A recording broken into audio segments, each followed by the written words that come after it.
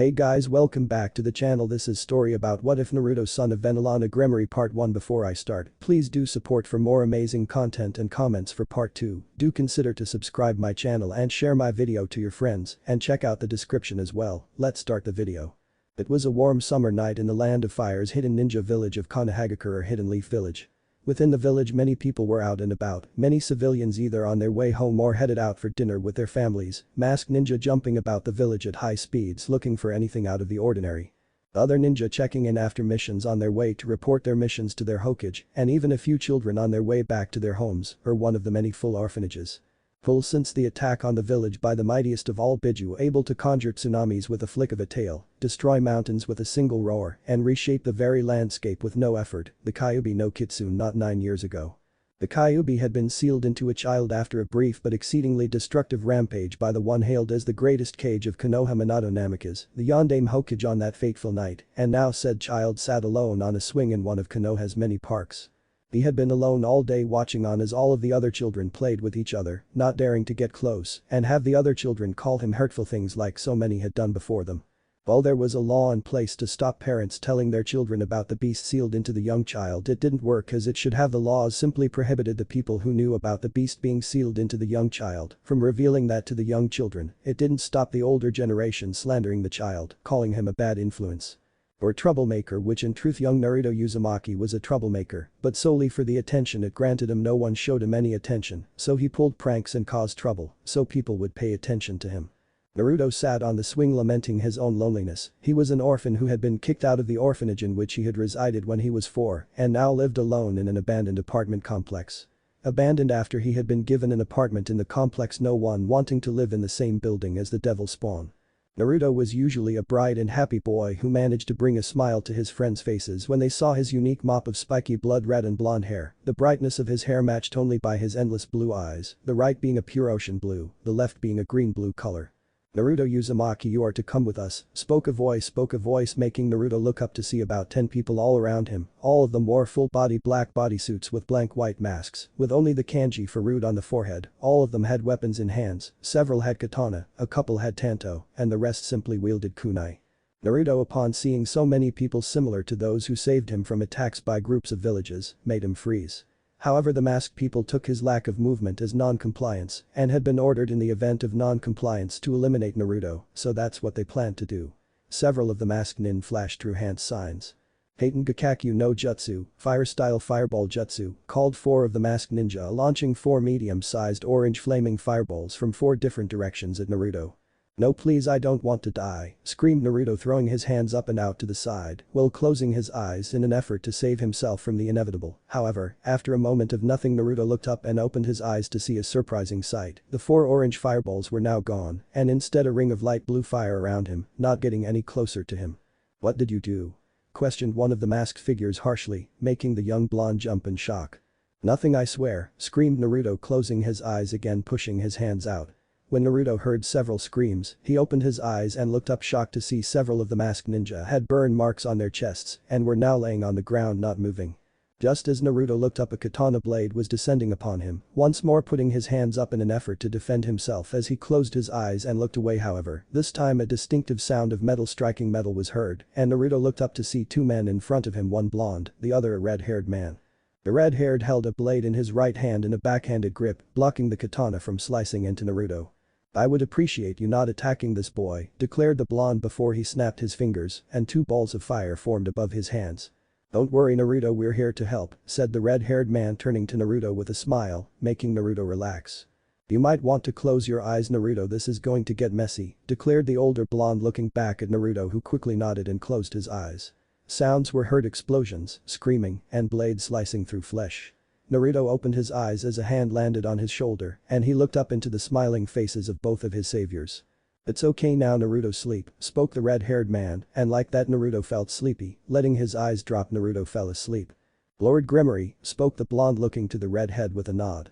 "Lord Phoenix," spoke the redhead, nodding to the blonde before Lord Gremory picked up Naruto and a circle formed beneath each man's feet and quickly the circles rose from the ground, engulfing both men, who disappeared as the circles fully engulfed them.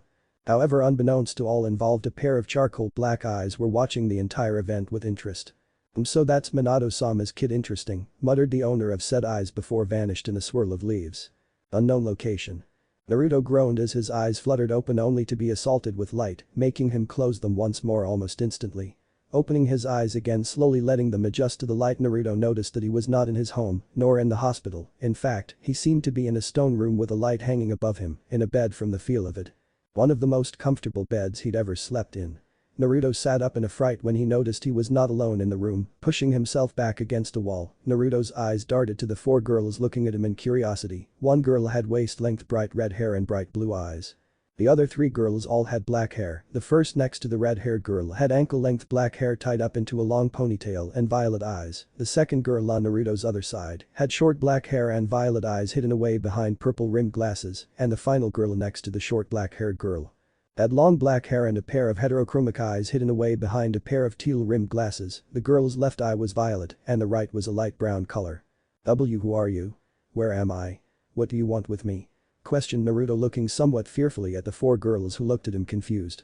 Isn't it polite to introduce yourself before asking for the names of others? Questioned the short-haired bespectacled girl looking at Naruto. Sorry, my name is Naruto Uzumaki, stuttered a nervous Naruto.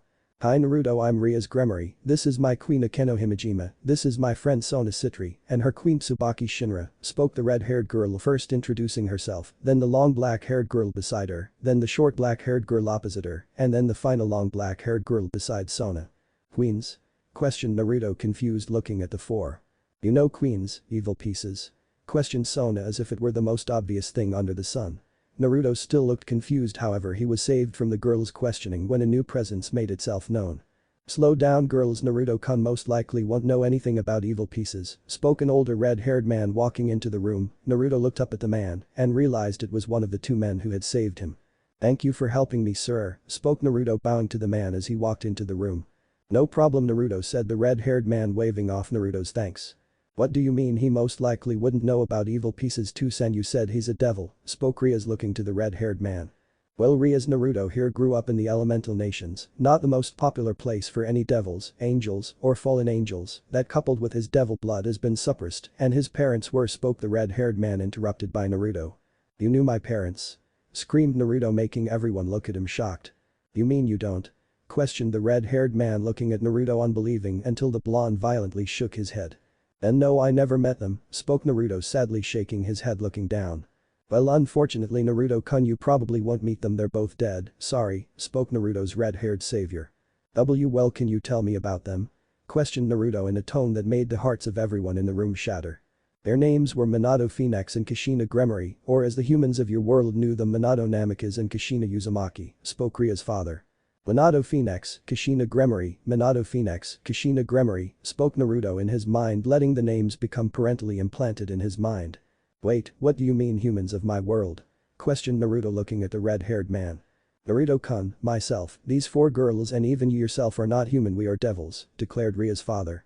Before Naruto could say anything about how crazy that sounded, Ria's father flared out a pair of bat-like wings, then the four girls did the same, and to Naruto's surprise so did he. However, his wings were different from everyone else's. Halfway along the wing, his changed to blue flaming wings of a similar shape. How come my wings are different? Asked Naruto looking at his own wings, all other questions about devils leaving his mind. Well, Naruto-kun, you are a hybrid of the Gremory and Phoenix clans. Phoenix wings are pure fire unlike those of other devils, so the mixture of the blood made your wings the way they are, said Ria's father, making all four of the young female devils' eyes go wide. Naruto just nodded, that sounded reasonable. This boy has no idea he is the child of two of the most respected and ancient clans in the underworld, thought Sona looking over at Naruto, seeing his placid reaction. This is cool and all, but I kind of want to go home, said Naruto, making Ria's father turn serious. Naruto, I have been talking with Lord Phoenix, and we have decided that despite how much you may want to, we can't let you go back, at least until we are satisfied you can defend yourself, said the man. You're going to train me as a ninja? Questioned Naruto excitedly. No Naruto, we are going to train you to harness your devil blood and train you in devil magic, said the red-haired man. Okay, awesome, when do we start? Questioned Naruto excited. Tomorrow, however, to begin with, Naruto, my wife, Venelana, will be teaching you some history of the devils and the other factions in the worlds, said Lord Gremory. Oh okay, said Naruto, somewhat deflated but still with a grin. For now, feel free to wander around and get familiar with the castle grounds. I'll have a maid accompany you to help you, said Ria's father before stepping out into the hallway. Once you're settled in Naruto-kun, come find us, we can play together, spoke Rias, standing up, the other 3 girls following her lead. Oh okay, muttered Naruto nervously as the 4 girls nodded before leaving the room. Naruto sat alone in the room nervously for a few moments before the red-haired man returned a moment later with a woman with long silver hair, 2 braids at the front which were tipped with blue bows, the majority of what remained flowing down her back however, once more ended in 2 braids. The woman had a pair of silver eyes and was dressed in a blue and white maid outfit with a white maid headband over her head. Naruto-kun, this is Grafia, she will accompany you for today, said the red-haired man. It's a pleasure to meet you Naruto-sama, declared the woman, bowing her head to the blonde who looked at her nervously. Alright, let's get moving Grafia, said Naruto nervously, getting up, climbing out of the bed in which he sat. Well, you are here Naruto-kun, this will be your room, said the red-haired man, getting a nod from Naruto as he left the room. Watch him carefully Grafia, ordered Lord Gremory, getting a nod from the maid as she quickly followed a rather nervous Naruto. Next day. Naruto was quietly walking down the halls of Gremory Castle. He was headed towards the library, one of the many rooms Grafia had made sure to show him to the previous day.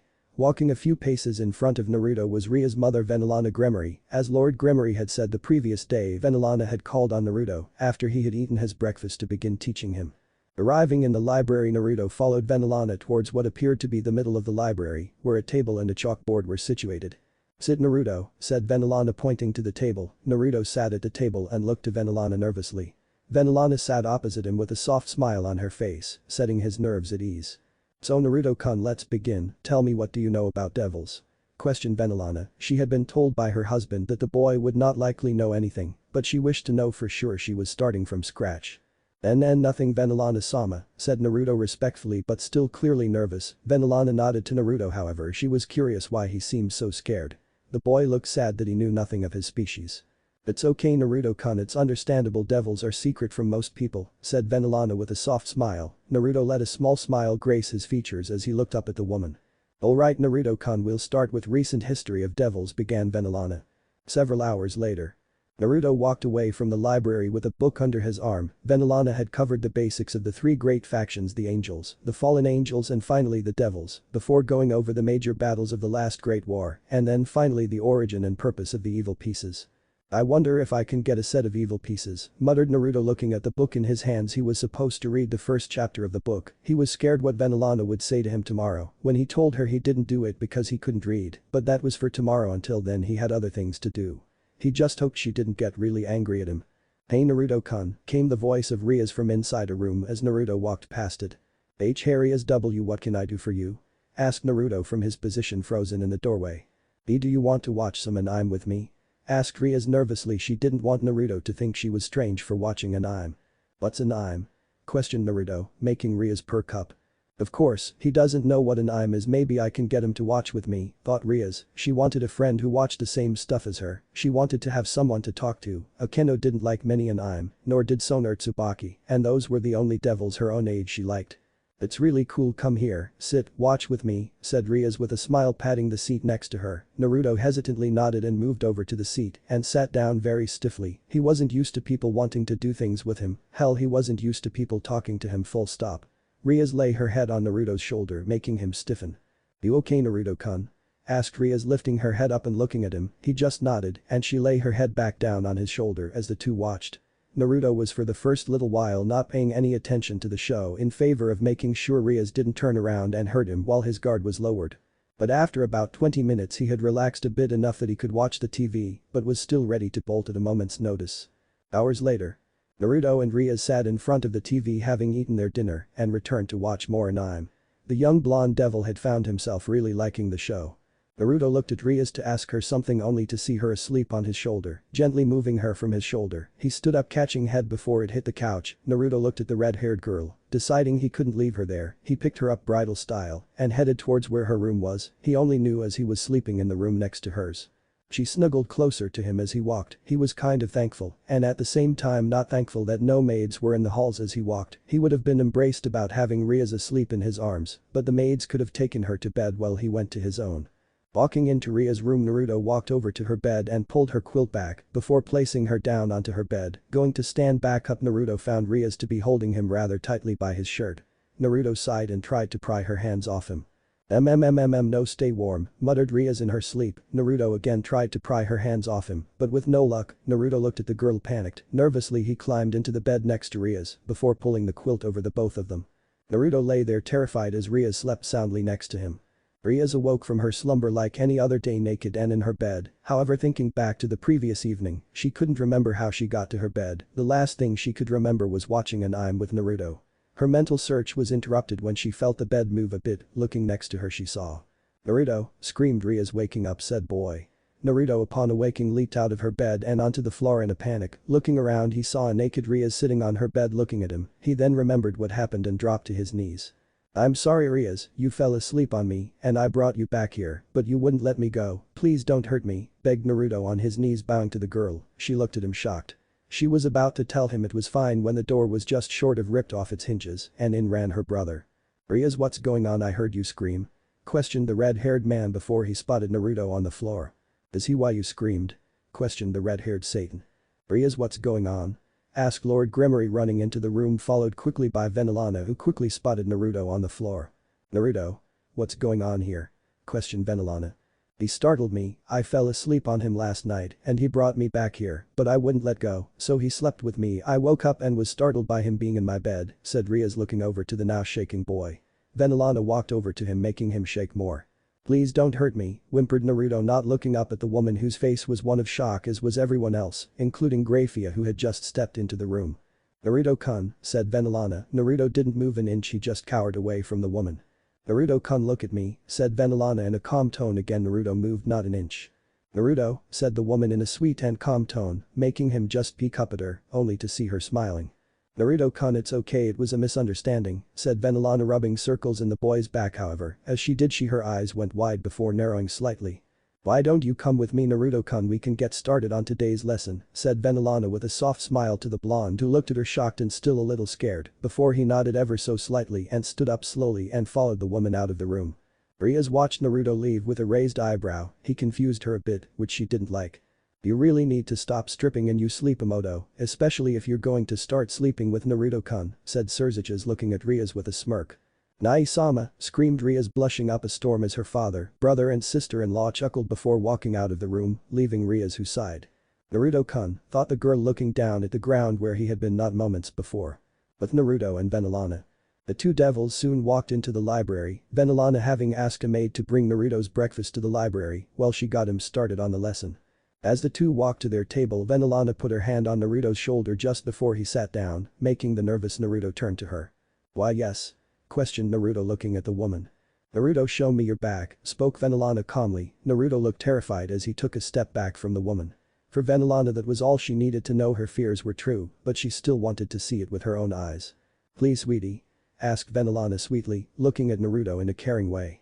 Naruto looked at her, still scared, but nodded a bit before turning around. The red-haired blonde devil reached for his shirt, fearful tears forming in his eyes as he began to pull his shirt up, his hands beginning to tremble as he did. Once his shirt was clear of his back, Venelana was torn between teleporting to Konoha and leveling the place and hugging her trembling godson, well, devilson as the case may be.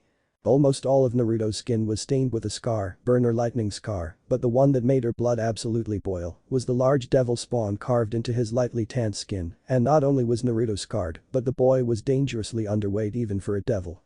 You poor child, I'm so sorry, Naruto, spoke Venelana sweetly as she reached forwards and pulled the young devil into an familial embrace. Naruto was shocked by the sudden contact, like with Rias the night before, froze, however this time it only lasted a second before he fell apart and started crying. Zeodicus needs to know about this, Ruby and Rilvine too, thought Venelana, as she shed a tear for Naruto, who stood there crying for several minutes, and during that time he relaxed more and more into Venelana's embrace. As Naruto's crying slowed to the occasional choked sob, Venelana gently wiped what remained of the boy's tears from his eyes. Okay sweetie, you can put your shirt back on, I think your breakfast will be here shortly, said Venelana, sensing the maid coming closer to the library. Naruto put his shirt back on just as a maid stepped into the room carrying a relatively large platter. Thank you, stuttered Naruto as the maid placed the food in front of the hungry child before bowing and leaving the room. You stay here and eat, Naruto, I just remembered there is something I need to do before we get started today. If you finish eating before I get back, just go on with the reading, okay? Questioned Venelana, looking at Naruto, getting a nod from the blonde as he dug into his breakfast. Venelana took that as her cue to leave, stepping out into the hall. The purple-eyed devil let her rage flood her system, causing a great pressure to form around her, cracking the floor and walls around her as the air began to spark with the red and black aura of her birth clan's power of destruction. "Hey, are you alright, Milady?" questioned one of the maids nervously looking at the raging Venelana. "No," was Venelana's curt reply before she moved off. "Watch over Naruto," ordered the woman. The maid just nodded, moving quickly to make sure the new young master was okay. Venelana tried to suppress some of her rage enough to not crack the floor when she took a step, but was failing miserably, destroying the floor with each and every step.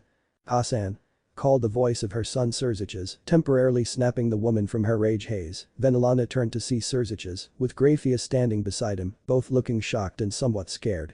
"Yes, Surziches?" spoke Venelana, taking a deep breath before speaking, to calm down a bit. "Why are you so angry, if I may ask, Hassan?" spoke Grafia, looking at the woman concerned. "You two probably should know too, come with me," spoke the woman before walking away, confusing the red-haired Satan and his wife, who nonetheless followed as Venelana made her way to her husband's office. "Zeodicus," spoke Venelana, stepping into her husband's office. "Yes, dear?" questioned the red-haired man, looking up from his paperwork to see his lovely wife angrier than he had ever seen her, his son and daughter-in-law behind his raging wife, both looking confused. "What's the matter, Venelana?" questioned Zeodicus, looking at his wife concerned. "It's easier to show you, but Ruby and Rilvine need to see this too," declared the woman, making Zeodicus's eyes to widen. There was only one reason both of them would need to see something that made his wife this pissed. "Grafia, would you be so kind as to go and call Lord and Lady Phoenix, tell them it's about Naruto," said Zeodicus, making Surziches and Grafia's eyes go wide in realization before the silver-haired maid quickly walked out of the room. "What specifically about Naruto?" questioned Zeodicus, looking at his wife. I can't even bring myself to say it, but you will need to try and keep your anger in check. He's terrified as it is, and trust me, after seeing this, you will want to wipe that fucking village from the face of the elemental nations," declared Venelana, making both her husband and her son narrow their eyes.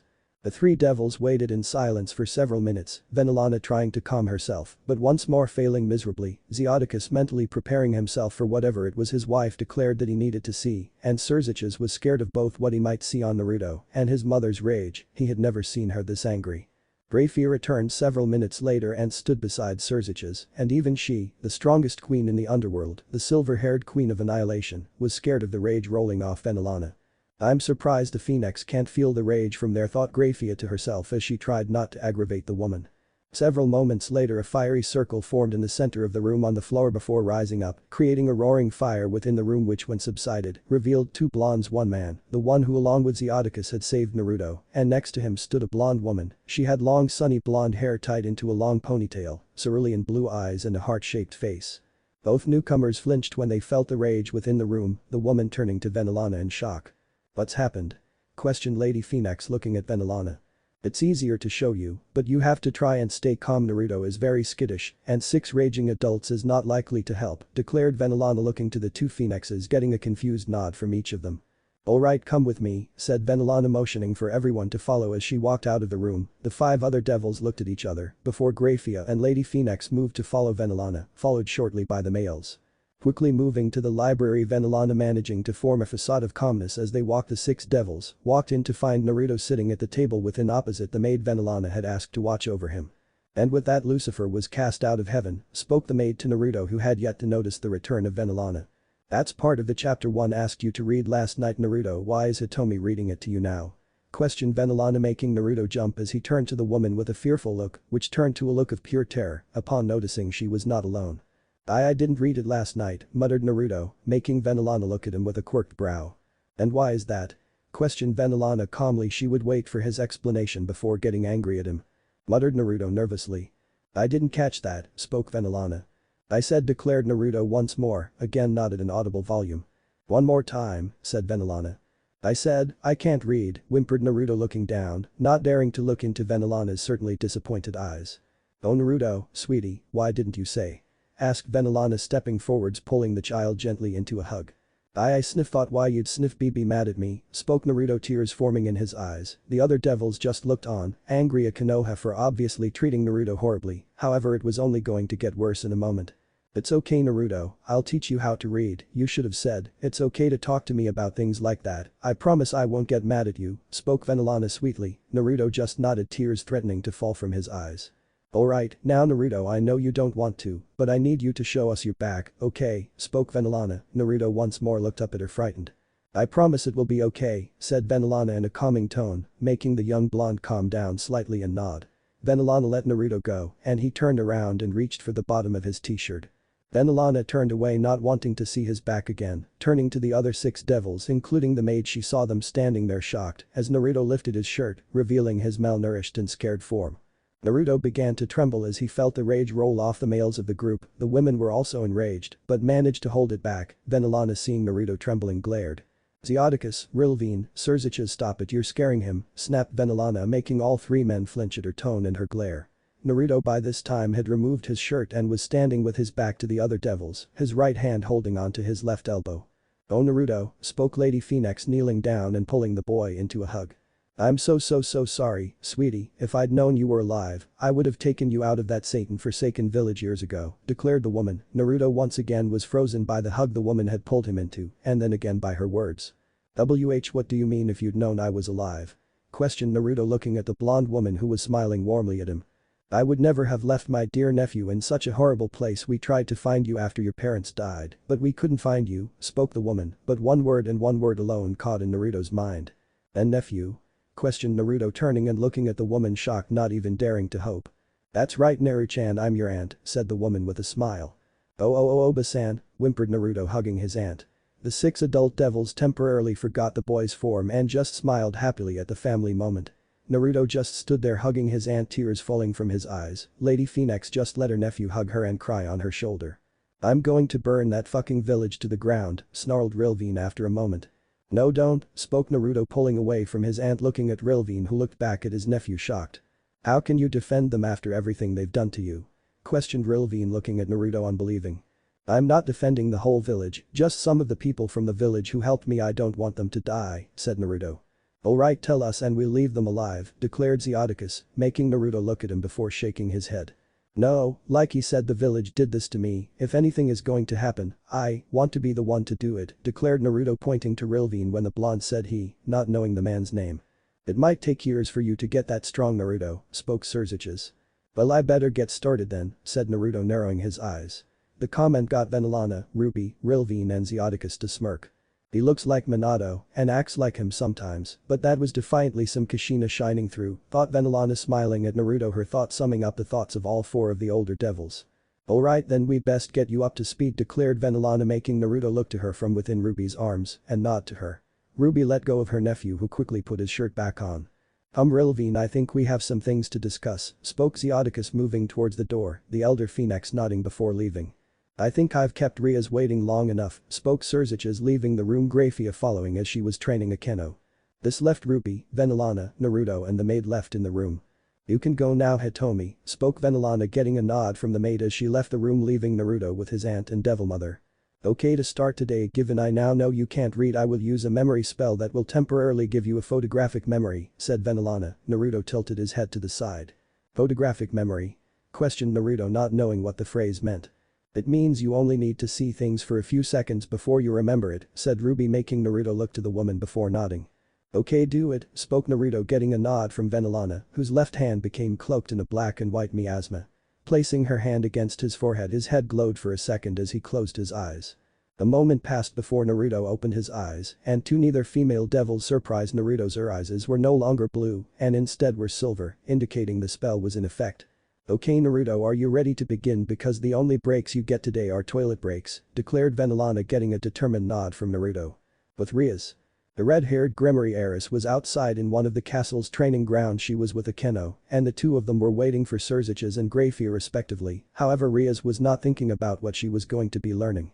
No, her mind was currently occupied by Naruto after his rather terrified reaction earlier. Rias had been wondering about him. Every time I see him he ends up scared, thought Rias to herself, thinking over all of her interactions with him. He was scared of all 4 of us when he woke up. Last night he seemed tense when we were watching anime, and earlier he was so terrified when I woke him up, thought Rias to herself, her thoughts interrupted by Aeno snapping her fingers in front of Rias' face. Rias? Questioned Aeno, looking at her king. Sorry Aeno, what is it? Questioned the red-haired girl. You spaced out on me, what's up? Questioned Aeno. It's Naruto, spoke Rias, confused. What about him? Questioned Aeno. Dusty seems I don't know. Does he seem jumpy to you? Questioned Rias looking at her queen. What do you mean? Questioned the young queen.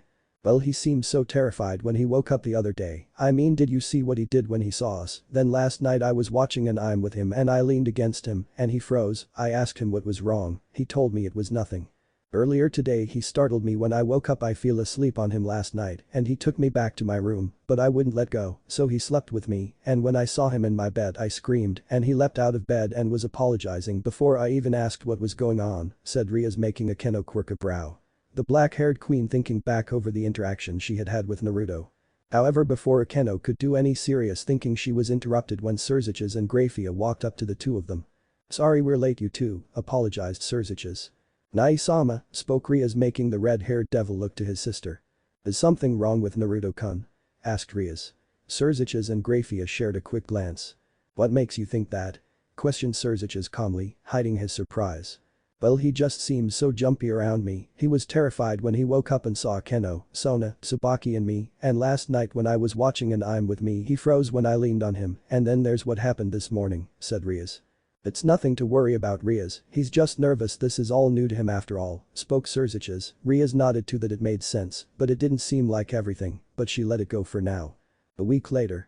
Naruto once more sat in the library in front of Venelana. In the past week the boy had learned many things, ranging from devil history to basics about all of the heavenly pantheons.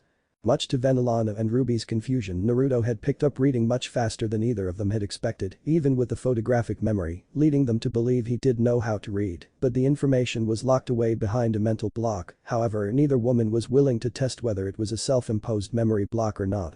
Okay, we're done for now, Naruto, why don't you run along? I'm sure Zeodicus is waiting for you, spoke Venelana with a smile. Naruto nodded excitedly. Today he would begin learning magic. The blonde Riti jumped out of his seat and rushed out of the room. He is so much like both of them, it's not funny, muttered Venelana with a smile, looking at where Naruto used to be, remembering her two friends. Naruto wandered quickly through the halls. He had a book under his arm that he would drop back in his room before heading off to see Zeodicus. Good morning, Naruto-san, spoke a voice from behind Naruto, making him jump. Turning around, Naruto saw Sona there with Tsubaki, Rias and Aeno. Hey, spoke Naruto nervously. The blonde had become somewhat more comfortable around Rias and Aeno because they had been around constantly, but he still wasn't used to Sona and Tsubaki. How are you today? Questioned Sona with a smile. I'm good, Sona-san. Look, I gotta go, spoke Naruto before quickly running off. Rias looked to Aeno, who looked at the running form of Naruto and back to Rias, shrugging. What's that about? Questioned Sona looking at Rias. What? Questioned Rias. You two look like you're confused by something, declared Sona. Well, Naruto has been confusing me. He seems so terrified for no reason. I mean, you saw how he acted when he woke up and saw us, yeah? Spoke Rias, getting a nod from Sona. Well, the other day he and I were watching an anime. I leant on him and he froze. He said it was nothing, but I'm not sure. Even worse than that, later that night I fell asleep and he took me back to my room, but I wouldn't let go, so he stayed with me, and the next morning when I woke up seeing him in my bed startled me, which woke him up. And he was already apologizing desperately before I could even ask for his explanation, and he seemed so terrified of what would happen, spoke Rias, confused. We did ask Surziches-sama about it and he told us that he was just nervous, but that doesn't seem like the whole story, declared Aeno. You said he froze when you leant on him, spoke Sona with a quirked brow, getting a nod from Rias. Have you seen him freeze like that with anyone else? Questioned Sona. Rias thought for a moment before nodding. Yeah, he froze when Nai-sama put his hand on Naruto's shoulder the other day, spoke Rias, confused. And he's jumpy like that around everyone, not just us, right? Questioned Sona, getting a nod from Rias. Although he has been getting better around Kachan, but that might be because he spends so much time with her, spoke Rias, getting a nod from Sona. Are you thinking he isn't used to physical contact, Sona? Suggested Tsubaki, looking at her king, confused. Well, that's what it sounds like, although, spoke Sona. Although what? Questioned Rias. It could be even worse than that. He is jumpy around everyone. He doesn't know social norms, from what he said about not knowing it's polite to introduce himself before asking for someone else's name, and he clearly doesn't know his parents by his reaction when your father mentioned them. Maybe, spoke Sona with a sad and somewhat disturbed look. Maybe what? Questioned Rias, her mind not willing to even entertain the possibility of what Sona was suggesting. You aren't suggesting he's been abused, are you, Sona? Questioned Aeno with wide eyes. Well, he is jumpy around everyone, from what I've seen, terrified of people who have only shown him kindness, spoke Sona, not wanting to believe what she was suggesting. No one would do something like that to Naruto, he's too nice, declared Rias. Think about it, Rias, it does make sense unfortunately, spoke Aeno looking to her king, who looked at the other three, who seemed to accept that as the theory. Rias then turned back to where she saw Naruto running off moments before. Naruto-kun, thought Rias sadly. But Naruto. The blonde red-haired devil himself was walking into Zeodicus's office, practically bouncing on the balls of his feet. Excited are we, Naruto-kun? Questioned the red-haired man, looking up from his paperwork at the young blonde redhead, who vigorously nodded. Alright, well, we'll head outside and begin, declared Zeodicus, getting a nod from Naruto, who turned around and just short of sprinted out of the door. Zeodicus smirked, rolling his eyes and shaking his head. The Gremory clan head stood from his desk before a ring formed under his feet and rose up, engulfing him as he teleported outside. Naruto meanwhile was running through the halls of the castle, ducking, weaving and diving out of the way of maids and anyone else. Luckily he managed to get to the entrance hall with no difficulties. Walking outside, Naruto found Zeodicus waiting for him. You took your sweet time, Naruto-kun, said Lord Gremory, who was leaning on the wall next to the large doors. How did you get out here before me? Asked Naruto, looking around for some explanation. Magic, spoke the red-haired man, mysteriously waving his hands around. Come on, Naruto-kun, we should get started, declared the man, getting a nod from the blonde before the two devils walked along the path leading to the castle gardens. Walking into the gardens, the two devils moved to the rear of the area, so any magic to get out of hand wouldn't destroy anything important. Alright, Naruto-kun, to start you need to learn to harness your magic. The best way to begin that process is for you to try and form your wings, so I want you to think of the strongest image you can think of while concentrating here and here, said Lord Gremory, touching Naruto's back on his shoulder blades one after the other, indicating where Naruto had to be concentrating on. Naruto nodded before closing his eyes while racking his brain for an image to use. There were so many scenes that flashed through his mind, but most of them were less than pleasant. It took a few moments for Naruto to come up with an image.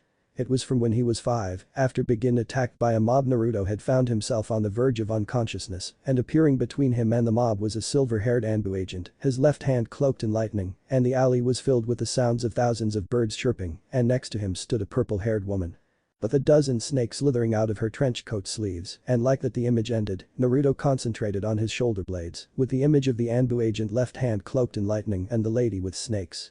However, before he could get started, that image shattered and another appeared in its place, a memory Naruto couldn't place from where or when, but it defiantly was his memory. This second memory was himself at about 7-ish with a young girl, whose name he couldn't place, beside him, and a man, whose name also slipped his mind, standing in front of the two of them. The girl had light blue, neck-length hair. She also had a strand of hair that was slightly raised but went downwards on the top of her head. She had yellow eyes and a white hairband.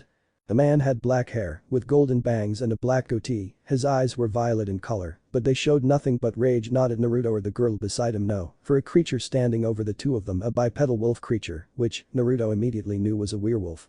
The man wore a purple trench coat which was stained with blood from the bisected werewolf.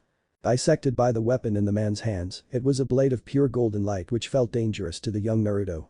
You're okay now, Naruto, Yuuki, spoke the man, offering Naruto and the girl had a hand. Naruto, whose eyes were stained with tears, accepted the man's hand. It took several moments of concentration on the memory, but Naruto felt a pair of wings flare out from his back. Naruto opened his eyes, and to his happiness, the wings had formed like the first time he had seen his wings, black and bat-like until halfway along, before turning light blue and flaming.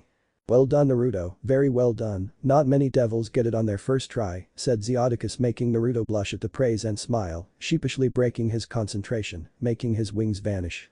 Now I want you to continue to practice that until you can do it without thinking about that image, and takes no time for your wings to appear, said Lord Gremory, getting a nod from Naruto, who then proceeded to try again, his wings appearing marginally faster than before. But keep on going, Naruto, spoke the red-haired man with a smile. Alright, Naruto, we're done for the day, spoke Venelana, looking at Naruto, who nodded and stood up, grabbing a book as he stood. It had been about a month since Naruto had arrived in the underworld. He had slowly but surely grown used to most of the devils within Gremory and Phoenix castles, as well as Sona and Tsubaki. Also during the month, Naruto had managed to get his magical control to a decent level, so he could summon his wings on command and had begun to learn basic pyrokinesis. Naruto walked out of the library, quickly moving down the halls. Naruto headed towards his room to drop off the book he had magical training with his uncle to get to. Hey Naruto, spoke a voice, snapping the blonde from his thoughts. Oh Rias, what's up? Questioned Naruto, turning to face the girl. Beside her stood Aeno, Sona and Tsubaki. We were just going to the hot springs, wanna come with us? Questioned Rias. Sorry, I'm training with Uncle Rilvine shortly, but thanks anyway, spoke Naruto. In truth he didn't want to go with them, not because he didn't like them or anything, but because he didn't want them to see his scars. It was bad enough when Venelana had found out about them and made him show Zeodicus, Ruby, Rilvine, Surziches and Graphia. Oh, okay, we'll see you later then, spoke Rias somewhat sadly as Naruto nodded before walking away from her. Naruto made it to his room without incident and after putting his book on his bed, he concentrated his magic on the area around his feet and with a flare of his magic, a light blue magical ring formed beneath his feet which quickly rose up engulfing the young blonde red-haired devil in flames and like that he was gone. Phoenix Castle. Naruto appeared outside the stereotypical castle of his father's family, waiting outside of the large stone building was Naruto's uncle Rilvine. "Ah Naruto, you're on time again, good," spoke Rilvine upon spotting his young nephew. "Well, I'm learning about my magic, I'm still excited about it is all," said Naruto nervously looking at the ground. "If only my youngest son had your enthusiasm," muttered Rilvine looking skywards. "He just needs a good kick in the pants, then he'll want to get stronger," Uncle Rilvine declared Naruto confidently. "I hope you're right Naruto," spoke Rilvine with a smile. "Anyway, let's get started for today," spoke Rilvine leading Naruto to what they had been using as a training ground since Naruto started his pyrokinesis training. "Alright Naruto, I want to see how far along you've come in the last month," declared Rilvine getting a nod from Naruto, who flared his wings out in an instant, getting a nod from Rilvine before Naruto put his hands out to the sides far enough that they were under the blue flames of his wings running his hands through the flames, a ball of flames, roughly twice the size of a tennis ball, formed in each hand.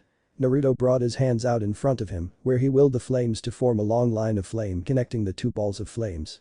Naruto then formed the flames into the shape of a sword within his hands before he threw the flame weapon towards Rilvine, who didn't so much as flinch as his nephew guided his light blue flames out and around Rilvine.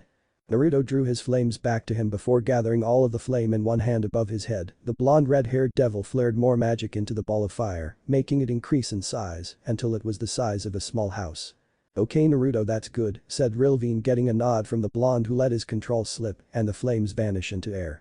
"Alright Naruto, now the next portion of your training is learning to make fire from nothing," declared Rilvine. His comment got an interested look from Naruto. "To make fire from nothing you must understand the fundamental principle of fire, and that is what is fire. Fire is energy created when atoms move at a fast pace which creates heat and then fire," declared Rilvine holding his hand out palm facing upwards. Naruto watched closely as the air seemed to blur for a second before bursting into flames and a small ball of fire formed in the palm of Rilvine's hand. Naruto's eyes went wide. "Alright now Naruto, you try, now this is a high-level skill, so don't be disappointed if it doesn't come to you all that quickly," declared Rilvine making Naruto nod. "It helps to have a target, so try and light that tree on fire," spoke Rilvine pointing to a random tree towards the edge of the castle yard. "You're not just using me to get rid of a tree Auntie Ruby won't let you get rid of, are you Uncle Rilvine?" questioned Naruto looking at his uncle with a raised eyebrow. "No, what makes you think that?" asked Rilvine. "I heard you complaining about too much bush or something like that the other day," spoke Naruto innocently. Rilvine's face went red. Secretly thanking the Satans Naruto was so young and innocent. "No Naruto, that was something else," muttered Rilvine not looking the 9-year-old in the eyes. "Oh okay," said Naruto turning toward the tree and getting started. Several hours later.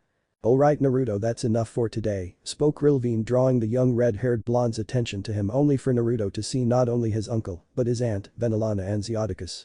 Naruto nodded and stopped trying to light the tree on fire and walked over to the older devils with a confused look on his face.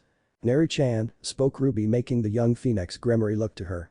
"But the information provided by Rilvine and Zeodicus on your magical training and the speed at which you have been picking up what myself and Venelana have been teaching you, we all believe that you should be given your evil pieces," spoke the blonde woman, making Naruto's eyes go wide. "Oh really? I get my evil pieces?" questioned Naruto. "You are a high-class devil, and you have a reasonable understanding of your own magic and a great theoretical knowledge, however the decision is at this point entirely up to you. Do you yourself believe you can form a peerage? Be their leader? Help them with their own training? And all other responsibilities that come with owning a peerage," declared Venelana making Naruto look to her for a moment with a thoughtful look before nodding confidently. "Okay, well in that case Ruby and I will take you to Lilith to have you registered as a king," spoke Venelana holding her hand out to Naruto, who stepped over to the woman taking her hand as Ruby grabbed Naruto's other hand and a magical ring formed beneath the three of them before raising up and engulfing them in a flash. "Do you really think he's ready?" questioned Zeodicus turning to Rilvine. "No, but as your wife said, it is entirely Naruto's decision. There is still much for him to learn, but who knows, with a peerage behind him, it may push him even greater than before," declared Rilvine, getting a thoughtful nod from Zeodicus. With Naruto, Venelana and Ruby.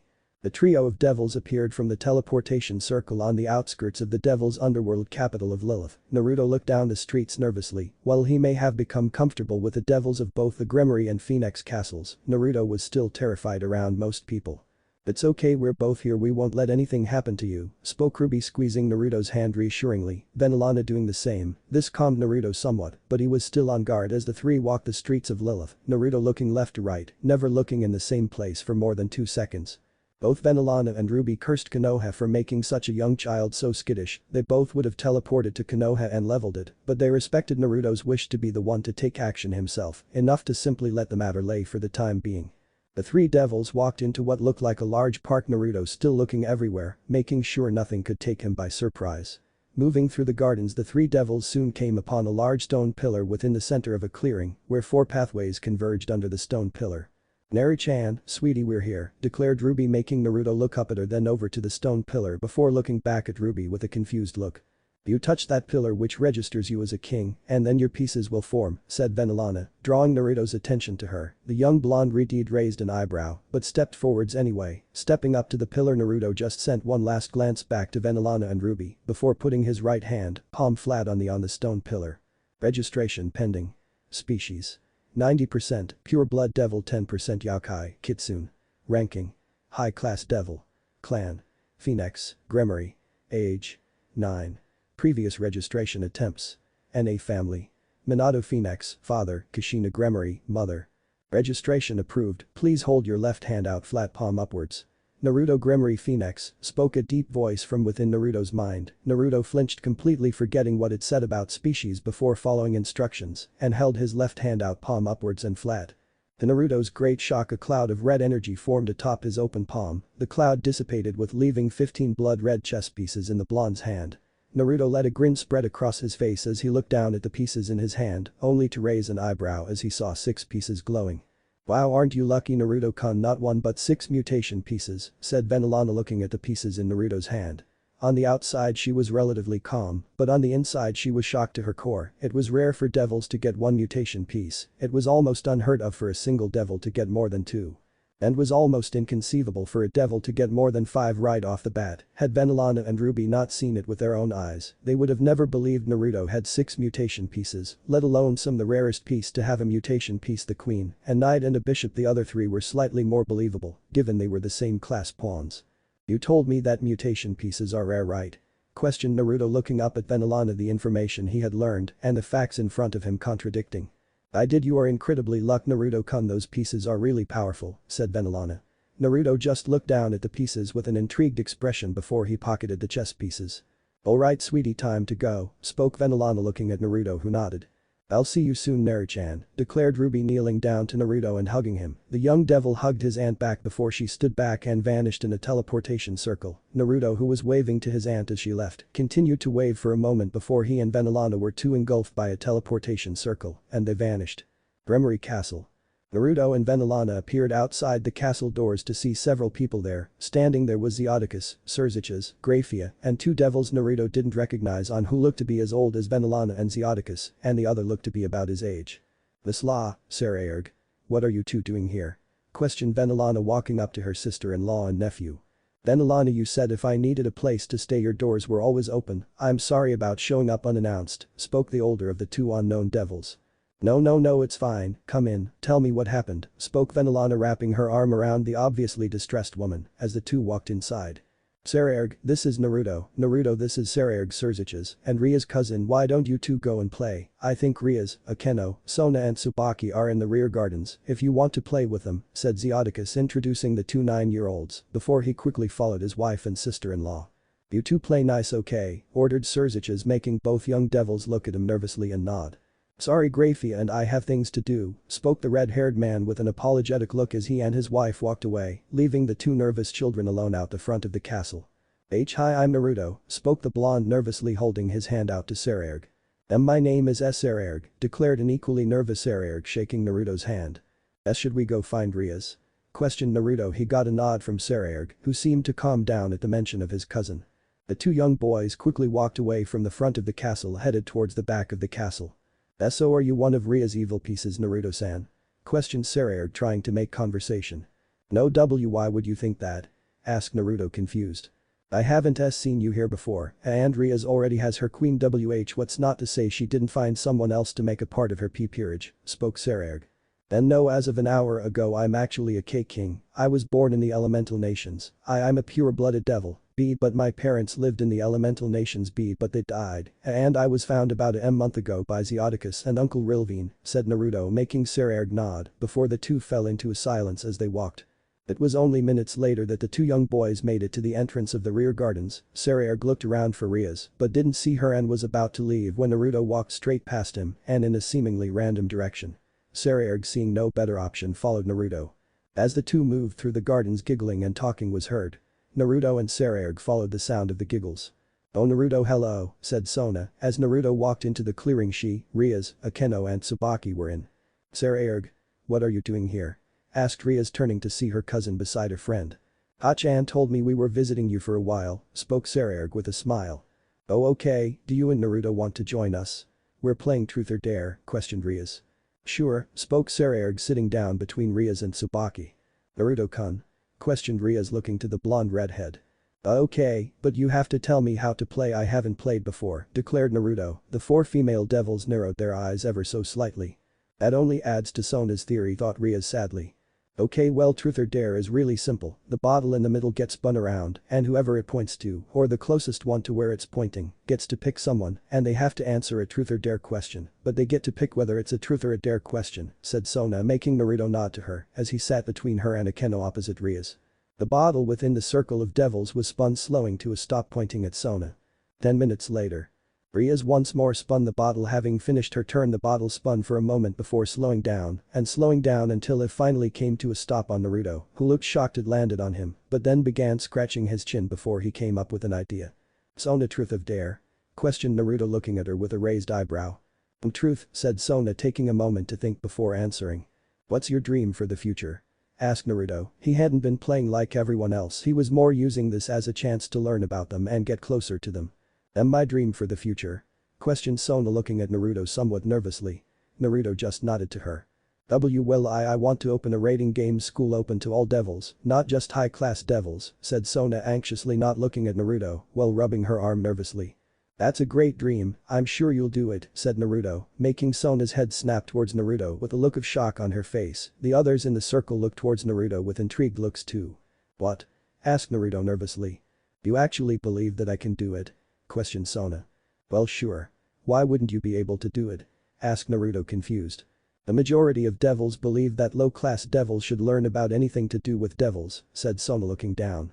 "Well then we'll change those views," said Naruto with a smile. "Wait, you're going to help me?" questioned Sona, looking at Naruto surprised. "Yeah, why wouldn't I help my friend? We are friends, aren't we, Sona?" questioned Naruto, sounding unsure of the latter fact. "Of course we are, Naruto-kun," said Sona with a smile to the young blonde, making him smile back at her. "Alright, next spin," declared Naruto, spinning the bottle in the middle of the group. The bottle spun and spun before landing on Sarerg, who rubbed his chin. "Alright, Naruto, Truth or Dare?" questioned Sarerg. "Truth," declared Naruto, thinking on it for a moment. "Okay. What's it like growing up in the elemental nations?" asked Sarerg, making everyone's eyes go wide. Naruto's eyes went wide before quickly returning to normal. Rias, Sona, Aeno, and Tsubaki's eyes went wide before glancing at Naruto, concern and intrigue. "Well, it's different from growing up here, but at the same time it's similar. People are taught from a young age to use chakra, which can do really cool things like make fireballs, bolts of lightning, spears of earth, dragons of water and tornadoes. People are also taught to use weapons from about the same age, like swords and kunai and stuff," said Naruto, forcing a smile as he said it, rubbing his back as he talked about weapons which all four of the girls picked up on. His back, why is, oh no, they couldn't, not Naruto-kun, thought Rias to herself, spotting Naruto's gesture. "Why is he rubbing his back like that? Oh Naruto-kun, what have they done to you?"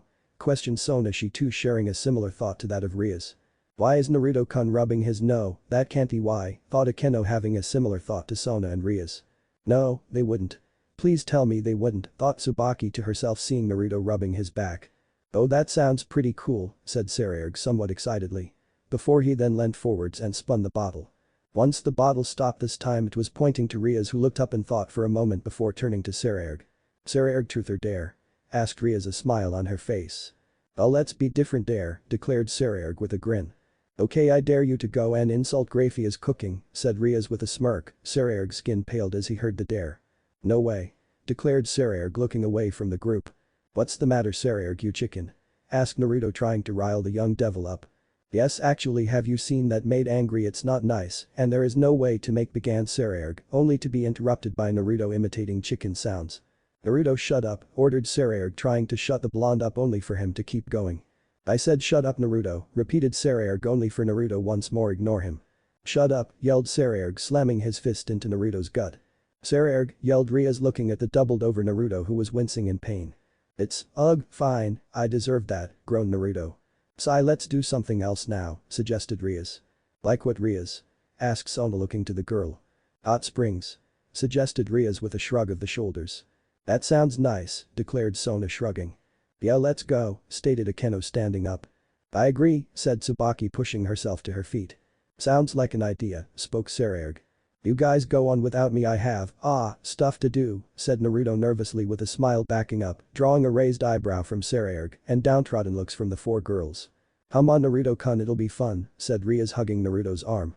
Please Naruto-kun, asked Aeno looking at Naruto with a pout.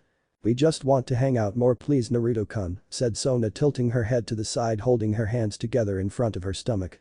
Please Naruto-san, spoke Tsubaki looking at him sadly.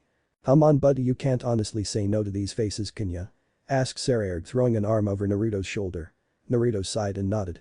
Alright let's go, said Naruto defeated by his friends, following their lead as they walked towards the hot springs. Hot springs several minutes later. Naruto walked with Sarerg into the male change rooms, he had several options he could wait until Sarerg had gone before and then leave, but he would get an even bigger guilt trip from Rias, Sona, Aeno and Tsubaki, if he did so that option was out, he could change as quickly as possible and be the first in and last out of the water. Or he could wait until everyone else had got into the water and hope the steam would cover his scars. The second option is the thought Naruto to himself only to be interrupted. You coming Naruto? Asked Sarerg who had already apparently changed and was headed in. Yeah I'll be in a moment declared Naruto inwardly cursing at his slow speed.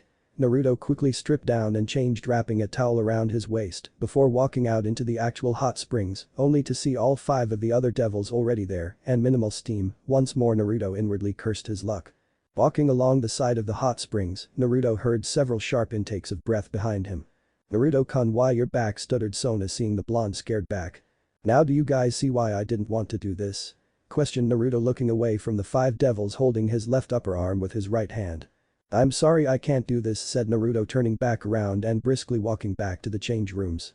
The 5 young devils were too shocked to follow after Naruto as he left. Several hours later.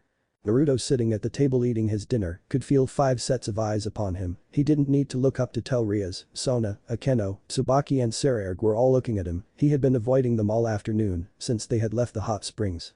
Naruto stood up having finished his food and left the room. The 5 young devils watched him leave with varying degrees of concern. What's the matter you 5? Questioned Venelana looking at the young devils confused. Hasan have you seen Naruto-kun's back? Questioned Rias distraught. Oh you've seen it then, said Venelana flatly, wincing as her hand covered her face. What? What's wrong with his back?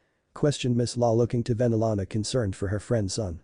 She like Venelana and Ruby had been Kushina's friend when she was alive, so much so that Kushina had considered naming Miss Law Naruto's devil mother, but after seeing her family situation, Kushina had decided on Venelana. Not that Miss Law held it against Kushina had their positions been reversed, she would have done the same. Almost every inch of his skin is scared or burned and someone carved the words devil spawn into his back, declared Zeodicus making Miss Law look to him. And no, please tell me you're joking. Spoke Miss Law dreading the answer. Do you think I would joke about that kind of thing? Snarled Zeodicus shocking everyone in the room, none of them excluding Venelana having seen the red-haired Gremory clan head so mad. Sorry I shouldn't have snapped, muttered Zeodicus looking away from everyone.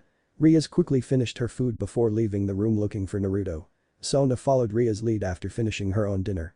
The black-haired king after leaving the dining room ran to catch up to her friend. Any ideas where he could be? Questioned Sona as she fell into step beside Rias. I'm not sure, the lounge room maybe, muttered Rias trying to think of the places she had seen Naruto, the only places she could think of were the lounge room, the library, his bedroom and outside the castle. The 2 young devils walked through the halls of the castle towards the lounge room. Sona, Rias wait up, came the voice of Aeno from behind them, the 2 kings stopped and turned to see both of their queens, quickly jogging up to them. Once the two queens caught up, the four girls continued on their path, and true to Ria's guess, they found Naruto in the lounge watching anime. "Naruto-kun," spoke Rias softly, making the blonde turn to her before looking down. "Why yeah Rias, what's up?" asked Naruto, not meeting the redhead's gaze. "How did you get those scars on your back?" questioned Rias. I don't want to talk about it Rias, spoke Naruto nervously. "Please Naruto-kun. Did it happen in your village? Did they hurt you?" questioned Sona desperately. "I really don't want to talk about it please," begged Naruto. "But Naruto," began Rias. "No please drop it," spoke Naruto, interrupting Rias. "Sorry, I just remembered I have reading to do, see you later," spoke Naruto, getting up and walking away. Before any of the girls could say anything, Naruto had left the room. All four girls looked towards where Naruto had been sadly. "Naruto-kun," muttered Rias, looking down. Several days later. Venelana sighed as she looked at Naruto as he diligently read the material she had asked of him. "I wish you would stop avoiding Rias and her friends Naru-chan," muttered Venelana, not really intending for him to hear. "I would Venelana Opa, but they won't stop asking about my scars, and I don't want to talk about them, I just want to forget them," spoke Naruto, sadly looking up from his book, getting another sigh, as well as a sad nod from Venelana. "Okay Naru-chan, you can pack up for now, we are finished for the day, but once you're finished Zeoticus asked to see you in his office once you were done," spoke Venelana. Naruto nodded as he begun packing away the books he had open in front of him, leaving 3 on the table. He put the rest back on the shelves. Walking back to the table, Naruto took the 3 books and left the library. Walking down the hall, Naruto was thankful that Rias and Aeno were spending the day with Sona and Tsubaki, so he didn't need to be on the lookout for them, and Saras and his mother were out as well, so Naruto could freely walk about the castle without being pestered about his scars. Naruto, deciding to see what Zeoticus wanted, headed to the red-haired man's office first. Naruto made it to the man's office in about 5 minutes, however walking into the office Naruto found that Zeoticus was not alone. "Ruby-Abasan, Rilvi Najasan?" questioned Naruto, stepping into the office to see his uncle and aunt, as well as both Venelana and Zeoticus. "Good afternoon Naruto," spoke Zeoticus, drawing the young blonde's attention to him. "We called you here because we have a way to remove your scars," spoke Zeoticus, making Naruto go wide-eyed. What?" questioned Naruto, not believing what he had heard. "We can heal your scars Naru-chan," spoke Ruby, happily looking to Naruto, who looked to his aunt shocked. How?" questioned Naruto, not even daring to hope that they could. "With this," declared Rilvine, pulling a vial out of his pocket before presenting it to Naruto, who looked at the object with a raised eyebrow before taking it from Rilvine. "Magical, clear liquid, phoenix tears?" questioned Naruto, swirling the bottle to see the liquid, trying to guess what it was. "Well done Naruto, yes they're phoenix tears and they should heal your back," said Ruby. Naruto nodded, looking down at the vial. "It's up to you if you want to use them Naruto," spoke Zeoticus, getting a nod from Naruto before he quickly uncorked the fancy vial. Tipping his head back, Naruto downed the liquid in one gulp and he felt a surge of magical power flow from the liquid towards his back, where he felt the skin of his back torn apart before being stitching itself back together like it was nothing. The sensations of his skin breaking down and reconstructing made Naruto wince, despite his high pain tolerance built up from when those scars were inflicted upon him. After several minutes the feeling went away and Naruto's face loosened back into a smile as he quickly pulled his shirt off, however, with his back to the 4 adults they looked at him confused. Upon seeing their looks the Gremory Phoenix hybrid looked around for something reflective to see his back. "Why didn't it heal them all?" questioned Zeoticus, looking to Rilvine. "I have no idea, they have to be perfect tears, otherwise it wouldn't have worked full stop," muttered Rilvine, looking at his nephew's back in anger. By this time Naruto had found a mirror to look at his back and tears began to form in his eyes. "Naru-chan, it's okay Will," began Venelana, looking at Naruto sadly. "Thank you," spoke Naruto, interrupting Venelana and making all 4 devils look to him. "This is more than I could have ever hoped could have been healed, and you 4 went so far for me, thank you," spoke Naruto, looking at his still somewhat scared back. The devil spawn scar was still present, along with maybe half a dozen lightning scars, and then another half a dozen regular scars, and even those scars appeared shallower. "That's alright Naru-chan, going so far for someone is what family does," spoke Ruby with a smile. Naruto looked at her, slightly shocked before smiling and nodding. "Ruby-Abasan, Rilvi Najasan, see could I stay with you for a while?" asked Naruto. "Naruto sama your breakfast," called a voice. Naruto shot upright in shock, only to be met with the sight of his large bed and a nervous maid in the doorway who looked shocked and scared at his sudden movement. "Alright thanks," muttered Naruto as the maid quickly walked into his room, placing a tray next to him before moving back to the door. "Will that be all?" asked the maid gingerly. Naruto nodded as he began to eat his breakfast. This was his first morning in Phoenix Castle, Rilvine and Ruby having agreed to have him stay with them. Naruto ate in silence, hoping he wouldn't have to deal with his cousins, or at least Razor. He had inherited the arrogance of the Phoenix to the fullest. Ruvel, Rosness were okay, but that was because they had outgrown the classic arrogance of the Phoenix and Ravel so far hadn't inherited it. The Phoenix arrogance being the reason Naruto had been staying with the Gremory so as not to develop it. "Nari-chan, sweetie, are you decent?" questioned Ruby from the other side of the door. "Yeah, Ruby Oba," called Naruto before the door was opened and the woman herself walked in with several maids behind her. "I know you like the outfit you have from Konoha so much so that you asked someone to go and get the identical sets for you, but I thought it might be nice for you to have some variety in outfit choice," spoke Ruby with a smile. "Ruby Oba, I don't like the stuff I have from Konoha. I was just scared of asking for clothes when I was brought here, and it's just not really been a priority. Well, I've been learning what I need to," muttered Naruto, not looking at his aunt. Ruby moved over to Naruto, sitting on the side of his bed before putting her arm around him. "That's okay, honey, everyone forgets things when they're interested in something else. These maids are here to measure you up for whatever clothes you would like for everyday use, some fine clothes for meetings with other nobility, and possibly some training gear, unless you want to use your everyday stuff for training, in which case it will be made of stronger materials," spoke Ruby. "That sound okay, and I'd rather not have a set of clothes dedicated to training, so everyday stuff for that," declared Naruto, getting a nod from Ruby and the maids, before Ruby stood up, letting Naruto do the same as the maids began to measure him. "Any ideas on what type of outfit you'd like, Naruto? We did bring sample styles if you don't," but said Ruby, trailing off as her point was made. "I would like camouflage pattern and somewhat baggy pants, I know that," spoke Naruto. Ruby adopted a thoughtful look before nodding. "Okay, I can see that I won't say no. Anything else?" asked Ruby. "A zip-up hoodie I think would be cool," said Naruto, once more getting a thoughtful look from Ruby, who shrugged and nodded. "Do you have a color or colors in mind, Naruto-sama?" questioned one of the maids, measuring Naruto's chest. "Black and silver," declared Naruto with no hesitation, getting a nod from the maids. "And for a shirt?" questioned Ruby. "Ah, a black t-shirt maybe," muttered Naruto. Getting a nod from Ruby, who was about to speak when Naruto spoke again. "Wait, a black sleeveless shirt with silver and black striped arm-length fingerless gloves," declared Naruto, making Ruby tilt her head, trying to picture her nephew in the outfit he described. Before shrugging, it seemed reasonable, so she nodded to the maids, who noted down what he wanted. "And make everything fireproof," ordered Ruby, getting a nod from the maids as they made their final notes before leaving the room as Naruto sat back down on his bed. "Okay, sweetie, Venelana gave me an overview of what she had been teaching you, but I'd like to know from you, so I'm going to ask you some questions and you answer as best you can, okay?" questioned Ruby, getting a nod from Naruto. "So let's start with the dimensional makeup of our world. What do you know?" asked Ruby. "Well, there's 3 or 4 dimensional levels depending on how technical you want to get," spoke Naruto. "As technical as you can," declared Ruby, making Naruto once more nod. "Alright, well, first there is what is considered the overworld, with 2 dimensional planes simultaneously. One is the elemental nations, and the other is the human world. These 2 are considered the overworlds. However, there is a 3rd dimensional plane on the overworld's level, however it is notoriously difficult to get to and is known to the shinobi of the elemental nations as the summoning realm. Then there's the underworlds, which consist of this dimensional plane just called the underworld, or by Christians, hell, and then the other dimensional plane on this level is the demon realm. Above the overworlds, another dimensional level which houses the many heavenly pantheons like those of the biblical gods, the Shinto gods, the Nordic gods, the Hindu gods and many more. This dimensional level is simply called heaven. Finally, between the overworlds and the underworlds, there is what many consider a 4th dimensional level, but some don't consider it a separate thing, as it is linked to one of the heavenly pantheon, and this is known by many names: purgatory, limbo, the crossroads of death and many more," declared Naruto. "Alright, that's a reasonable knowledge. What about the creatures of those dimensional planes? This one you can be less specific, I don't want to be here weak," declared Ruby. "Well, there's the angels, Valkyries, they're holy beings of 2 heavenly pantheons. Then there's the humans, which usually fall into 6 categories, first being oblivious, the humans of the human world who know nothing of the mystical world.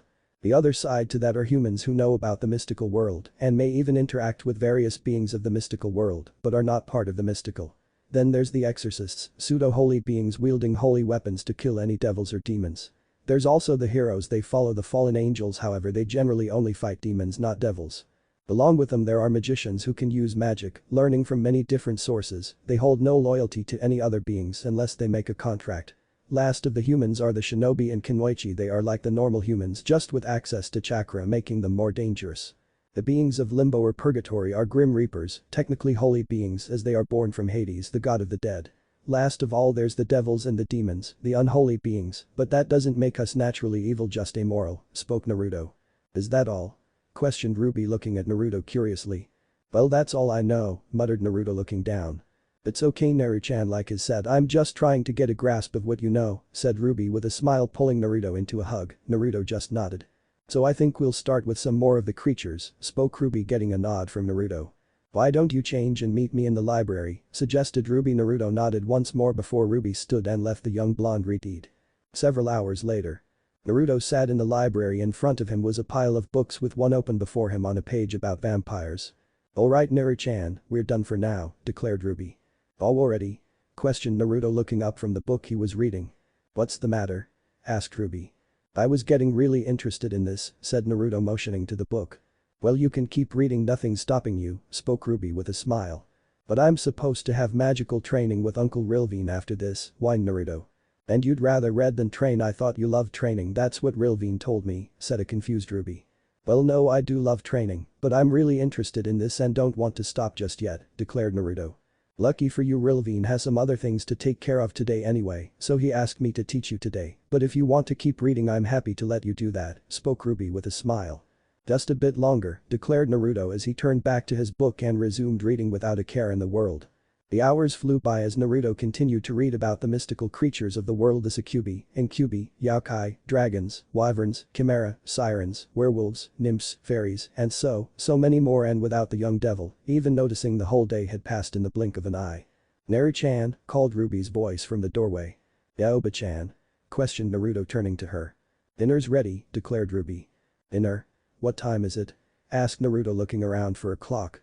It's 7:30 Naruto, you've been reading all day, spoke Ruby. Naruto blinked in surprise before his stomach grumbled and Naruto blushed in embarrassment before putting a bookmark in his book and closing it.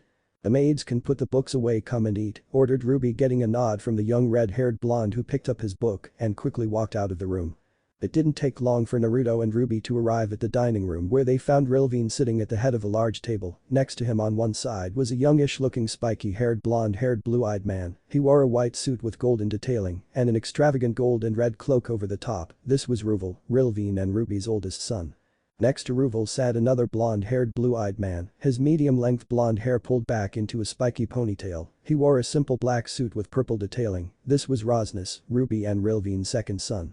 Opposite Rosnes was yet another blonde-haired blue-eyed young man. He wore a deep red suit and an arrogant smirk. This was Razor, Rilvine and Ruby's youngest son.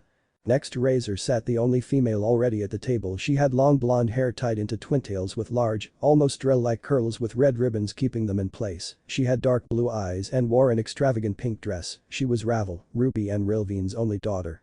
Why is he here? Questioned Razor snidely upon spotting Naruto following Ruby.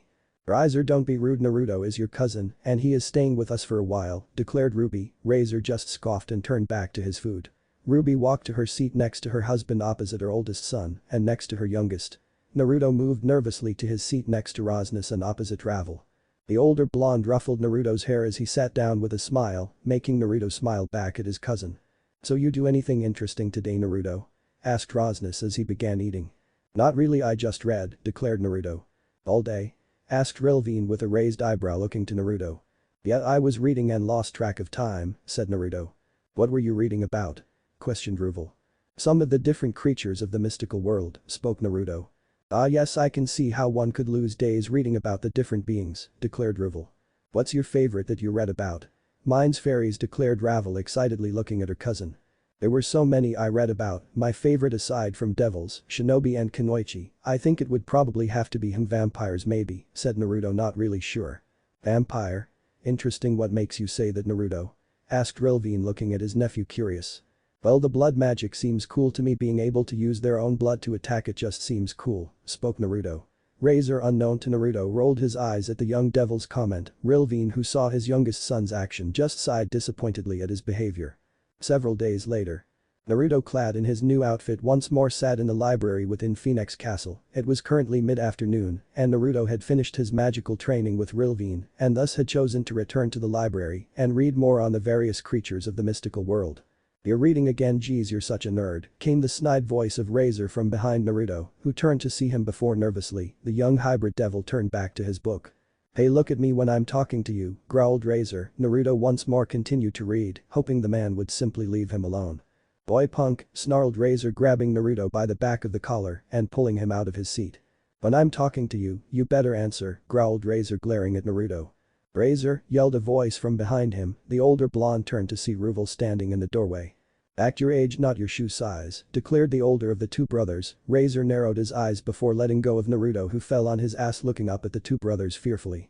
I was just trying to teach the punk his place, bro, spoke Razor walking up to his older brother. If you're going to treat your own flesh and blood like that then you're no brother of mine, declared Ruvel. He ain't my flesh and blood, he's just the kid of some Gremory whore and a random member of our clan, declared Razor. Ruvel glared at his brother and was about to punch him in the gut only to be beaten to the punch by Naruto who came flying from behind Razor in a spin and slammed his foot into the side of Razor's head, slamming him into the door. You can talk shit about me all you want, but never talk shit about my parents, yelled Naruto glaring at the downed Phoenix. You little punk, growled Razor pushing himself to his feet. Razor leave, ordered Ruvel. What? Screamed Razor looking at his older brother. You deserve that, leave, said Ruvel in an eerily calm tone. Razor rolled his eyes before walking out of the room and down the hall. As much as I shouldn't be saying anything because I was going to slug him too but try not to let Razor wind you up, said Ruvel turning to Naruto who tilted his head confused. Why were you going to slug him? Questioned Naruto. He may not remember them, but I remember your parents, Kushina Abasan and Minato Ajisan, were two of the nicest people I've ever met. It's unfair that I got to spend so much time with them yet you had so little, spoke Ruvel looking away from his cousin with a faraway look in his eye. I'm sure you could use some time to blow off a little steam from Razor's taunts, and I could too, declared Ruvel holding his hand out to Naruto. Could you tell me about them, my parents I mean? Asked Naruto as he took Ruvel's hand and the two headed outside. Sure, what would you like to know? Questioned Ruvel with a smile. Anything, I don't really know much about them, replied Naruto. Well, they both grew up here until after the Great War when a lot of devils lost their lives and both of them not being in relationships at the time were engaged to be married by their clan heads as a way to keep the pure-blooded devils alive as this was after the evil pieces system had been implemented and to bring the Gremory and the Phoenix clans closer. But from what I was told neither of them wanted to be engaged to someone they had never met before and both fled the underworld for the elemental nations as most devils try to stay clear of them and from what I was told they both took the form of young children to blend in and better hide from the devils that may be looking for them, spoke Ruvel. If that's the case how come they ended up together? Asked Naruto confused. Well, that's where things get a little trickier. The story I was told was that while in the elemental nations, they actually ended up in the same village, Kushina Abasan having been in an allied village but was given to Konoha for some reason and Minato Ajisan having gone straight to Konoha, and as they grew up together, the two of them actually fell in love, not once realizing the other was a devil. Until the night Minato Ajisan asked Kushina Abasan to marry him, that is, because after she said yes they both revealed to each other that they were devils to each other's shock I'm sure, said Ruvel with a laugh, Naruto laughing too as the two devils walked outside. They came back to the underworld for their wedding as Minato Ajisan was a wanted man and any family he had would be in danger, so it wasn't public in the elemental nations, it was here though, but both of them had made so many friends in the elemental nations and didn't want to just disappear on them, so they went back. They did however plan to move back here when you were born. I did ask them about that and they said that they didn't want you growing up in such a violent environment, spoke Ruvel with a smile to Naruto who wore his own smile, a sad smile, but a smile nonetheless. Come on Naruto, catch me if you can, spoke Ruvel with a smile as his red flaming bird-like wings flared out from his back and he took to the air, Naruto blinking before what Ruvel said clicked in his mind. Hey, wait up, called Naruto running after Ruvel before his own half-solid half-flaming light blue wings flared out and he took to the air flying after his cousin. Come and get me, said Ruvel poking his tongue out as Naruto flew at him. Naruto formed a ball of fire from his wing and threw it at Ruvel. The older blonde tried to take control of Naruto's blue fire only to his shock not to be able to. What the? I can't control his fire, thought Ruvel to himself as he quickly hid his shock and spun around the fireball and turned back to face Naruto. You missed, called Ruvel in a teasing manner. Naruto narrowed his eyes and formed two fireballs from the fires of his wings which he threw at Ruvel who simply moved around them. Can I have a go? Asked Ruvel, his own fireball forming in his hand. The second Naruto saw Ruvel's fireball formed, he flew up as fast as he could just in time for Ruvel to throw his fireball at the young hybrid devil. Naruto, who had his back to his cousin, spun as the fireball drew closer and closer, spun around at the last minute and stopped the fireball. Ruvel raised an eyebrow as the red fireball hung in the air just in front of Naruto for a moment before at the very center of the fireball, a pinprick of Naruto's light blue flames formed. With a look of extreme concentration on his face, Naruto pushed the fireball with his pyrokinesis. The fire moved back about an inch and the blue in it turned from a pinprick to a dot of light blue and then like a barrier broke. The fireball rocketed back at Ruvel, roaring Naruto's light blue. Ruvel once more had to move out of the way as his own fireball came flying back at him at twice the speed of any of the fireballs before. Not wanting to tempt fate, the man flew around the fireball before flying off in a random direction. And get me Naruto," called the elder phoenix as he flew away from his cousin. "You asked for it," yelled Naruto as he gave chase. About an hour later. Naruto and Ruvel were both still flying around the grounds of the Phoenix Castle, however Ruvel stopped and simply hung in the air in front of Naruto. "I believe you have guests, Naruto," said Ruvel looking at the blonde who sighed. "Yeah, I know," muttered the red-haired blonde looking away from Ruvel. "You seem perturbed by them being here," spoke Ruvel. "For what?" questioned Naruto. "Nervous, annoyed," declared Ruvel with a shrug. "Well, they were constantly asking me about something I don't really want to talk about before I came to stay here, and I know they're going to ask about it again," said Naruto. "You never know, they might just want to talk to you. You haven't contacted any of your friends for over a week," declared Ruvel with a shrug. Naruto sighed. "Maybe, but I doubt it, but I'll go see them. See you later, Ruvel," spoke Naruto with a wave. "Yes, see you later, Naruto," spoke Ruvel returning the wave. "I should talk to Kushina about his fire," muttered Ruvel as he flew back towards the castle to find his mother. Landing just outside the door, Ruvel pushed the doors open and walked through the halls looking for his mother. The oldest son of the Phoenix clan head didn't bother to ask the maids, instead opting to stretch out his senses and search for her energy signature. It took about 5 minutes before he found her energy signature, and after finding Ruby's energy, he made a beeline for her. Walking to the back of the castle and outside to a patio where he found his mother with 3 other women, all 4 of them laughing and smiling, each with a glass of wine in their hands. "Ah-chan," spoke Ruvel drawing all 4 women's attention to him. "Ruvel, what is it?" asked Ruby looking to the blonde. "It's about Naruto," said Ruvel drawing the attention of Venelana, Miss La, Ruby, and to a lesser extent the 4th woman, who had long black hair left hanging loose to float down her back and violet eyes. This was Seltioma Citri or Lady Citri, Sona's mother, and much like Venelana, Miss La and Ruby, she too had been friends with Kushina when she was still alive. "What about him?" asked Ruby. "Nothing bad, just his fire is blue, and I couldn't take control of it when I tried to, and I don't even think he was controlling it at the time," declared Ruvel. "Well, he is a phoenix and a Gremory, and the Gremory blood is mutagenic, his powers probably mutated. I'm fairly sure that's what your grandfather was hoping for when he signed Minato up to marry Kushina," said Ruby with a shrug. "We should test his flames to make sure he isn't a danger to anyone he works with, not that I think Naruto would be, but just to be safe," suggested Venelana getting a nod from the other 3 women. "After we finish this glass at least it would be a shame to let such a fine wine go to waste," spoke Seltioma with a smile getting another nod from the woman at the small table. With Naruto moments before.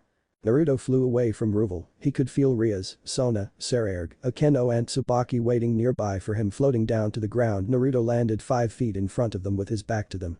"Naruto-kun," spoke Rias softly from behind him. Naruto sighed and turned to face his friends who looked either ashamed or apologetic or a combination of both. "Naruto-kun, we're all sorry about constantly asking about your scars, we'll stop it, just please stop avoiding us," pleaded Sona stepping forwards. What?" questioned Naruto looking at Sona.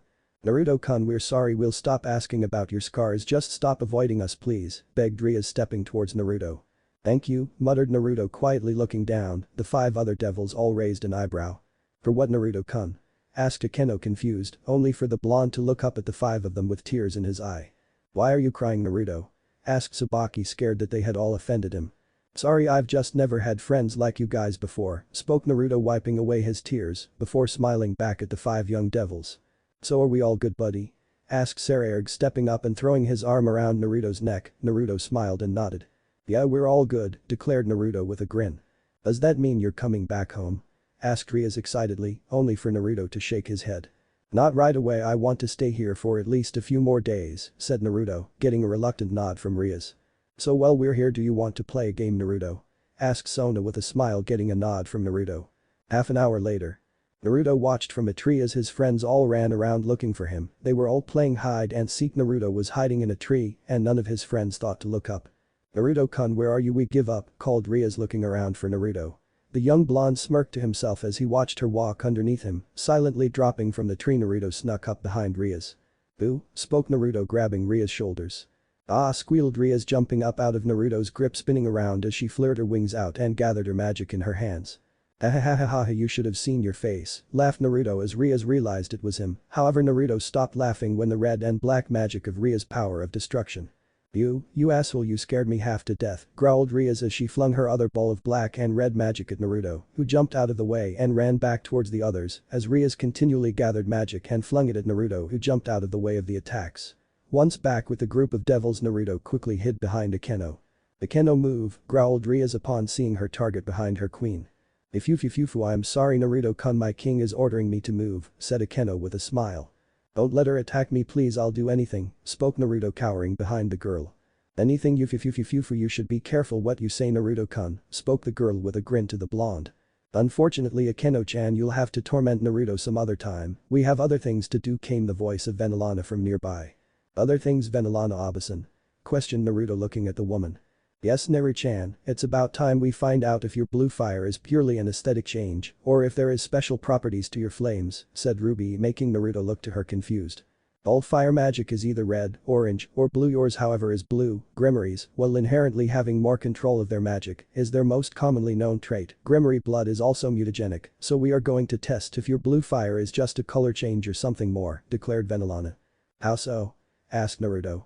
"Well, with fire magic there are 5 main things to test, the first being if a stronger pyromancer can take control of your fire, then your control of another person's fire, after that you have if it works as a shield of other energy-based attacks, how the fire reacts to water and the heat of the fire, although for now the heat isn't important," spoke Ruby getting a nod from Naruto. "Can we help?" asked Sona looking at the 4 elder devils curiously. "Well, if you want to help you can help with testing the fire as a shield and how it behaves with water," said Ruby. "I'll help with the water," declared Sona getting a nod from Ruby. "I'll help with the testing the fire's defense," declared Rias also getting a nod from Ruby. "But to start its control, so just back up a bit would you," spoke Ruby getting a nod from the 5 young devils who stood back. "Alright Naru-chan, I want out to make a fireball the size of a basketball," said Ruby. "Okay Ruby Obasan," said Naruto before increasing the size of the fireball to the requested size. "Okay Naruto-kun, I'm about to try and take control of the fire, I want you to try and resist if you feel your control slipping," declared Ruby getting a nod from Naruto. The pure phoenix then tried to manipulate Naruto's fireball, but to her surprise she couldn't. She had in her prime been the best pyromancer in the underworld by a clear margin, if she couldn't take control no one could. She tried again to manipulate his fire, but again no success. "Okay Naruto-kun, you can stop now, I can't manipulate the fireball," declared Ruby making Naruto grin. "Don't smile yet Naruto-kun, there's still a lot more to do," said Ruby. "What next?" asked Naruto. "Okay, next we want to see if you taking control of another's fire turns it into your blue fire," said Ruby, making a serpent of fire for Naruto to take control of. Naruto concentrated for a moment on the fire before he felt his control over it become solid. Ruby watched on as the flame serpent turned light blue and followed Naruto's manipulation. Once more she tried to take control of the fire, however despite it being her fire, Naruto's control over the fire was absolute. "Okay Naru-chan, you can stop," said Ruby making Naruto nod. "Rias, you're up," declared Venelana getting a nod from her daughter who stood up and walked over to opposite Naruto. "Now in case Naruto's fire is all offense and no defense, Naruto create a wall of flames next to you, Rias aim you power of destruction at the firewall," spoke Ruby getting a nod from the 2 young devils. Naruto stood there and created a small ball of fire before manipulating it into a large wall of flames that floated next to the young phoenix Grimoire. "Ready whenever you are Rias-chan," declared Naruto holding the wall of flames at the ready. Rias nodded and began focusing her own magical power around her hands. A red magic circle formed in front of her and out of it shot a serpent-like flow of a red and black aura that flew right at the flames. However the magic traveled straight through the flames, leaving a hole in the wall the shape of the wall. The female phoenix nodded at the results, almost expecting as much. "Okay, so the fire has no defensive capabilities, thank you Rias-chan," said Ruby. Rias curtsied before walking back over to the rest of the devils. "Next up water," said Ruby before looking over to the group of devils. "Sona-chan, your turn," said Venelana getting a nod from the Citriaris who stood up and walked over opposite Naruto. "Okay, you two just aim at each other, but try to keep it calm as you are aiming at each other," said Ruby. The 2 young devils nodded, blue magic circles forming in front of each of them. Sona's a dark blue, light blue for Naruto, and in the blink of an eye, a water dragon shot forwards out of Sona's magic circle, while out of Naruto shot a stream of fire. No one was expecting anything to happen, but as soon as the 2 magics hit each other, and in the blink of an eye, the flames engulfed the water dragon and shot back at Sona, hitting and burning her. "Sona-chan," screamed everyone as Naruto ran forwards and was beside Sona before anyone else. Ruby held up her arm, stopping everyone from approaching them. As soon as Naruto appeared in front of Sona, she backed up a bit. Sona-chan, I'm so sorry, here let me help you, said Naruto, reaching forwards. Sona flinched away, but Naruto reached forwards, his hands becoming cloaked in his flames as he touched her skin. However, instead of burning the skin of the purple-eyed girl, the burns from the previous attack began to heal, shocking everyone including Naruto. Naruto stood in the Gremory Castle grounds alone with Aeno. It had been a week since Rias, Sona, Saras, Aeno and Tsubaki had apologized to Naruto, and a few days since the blonde had returned to Gremory Castle. Naruto was alone with Aeno for two reasons. One was Rias was with her father on some important business which only required the Gremory heiress, and the second was Naruto was asking Aeno for advice. I'm not sure I have anything you haven't already heard, Naruto-kun, spoke Aeno, looking at the blonde apologetically.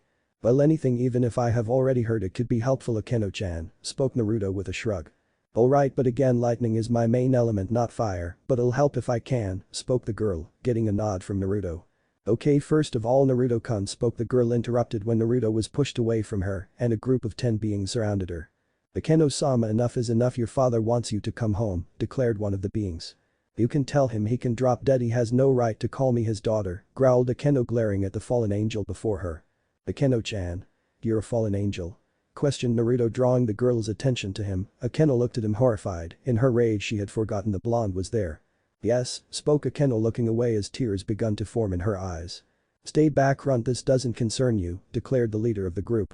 Get the fuck away from my friend, snarled Naruto, throwing his hand towards the fallen angels, and in the blink of an eye, one of the creatures was engulfed in a light blue flame, while Naruto himself was engulfed in a red bubbly substance.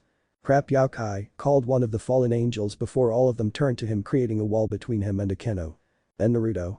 Questioned the girl herself upon seeing Naruto caked in a red glow.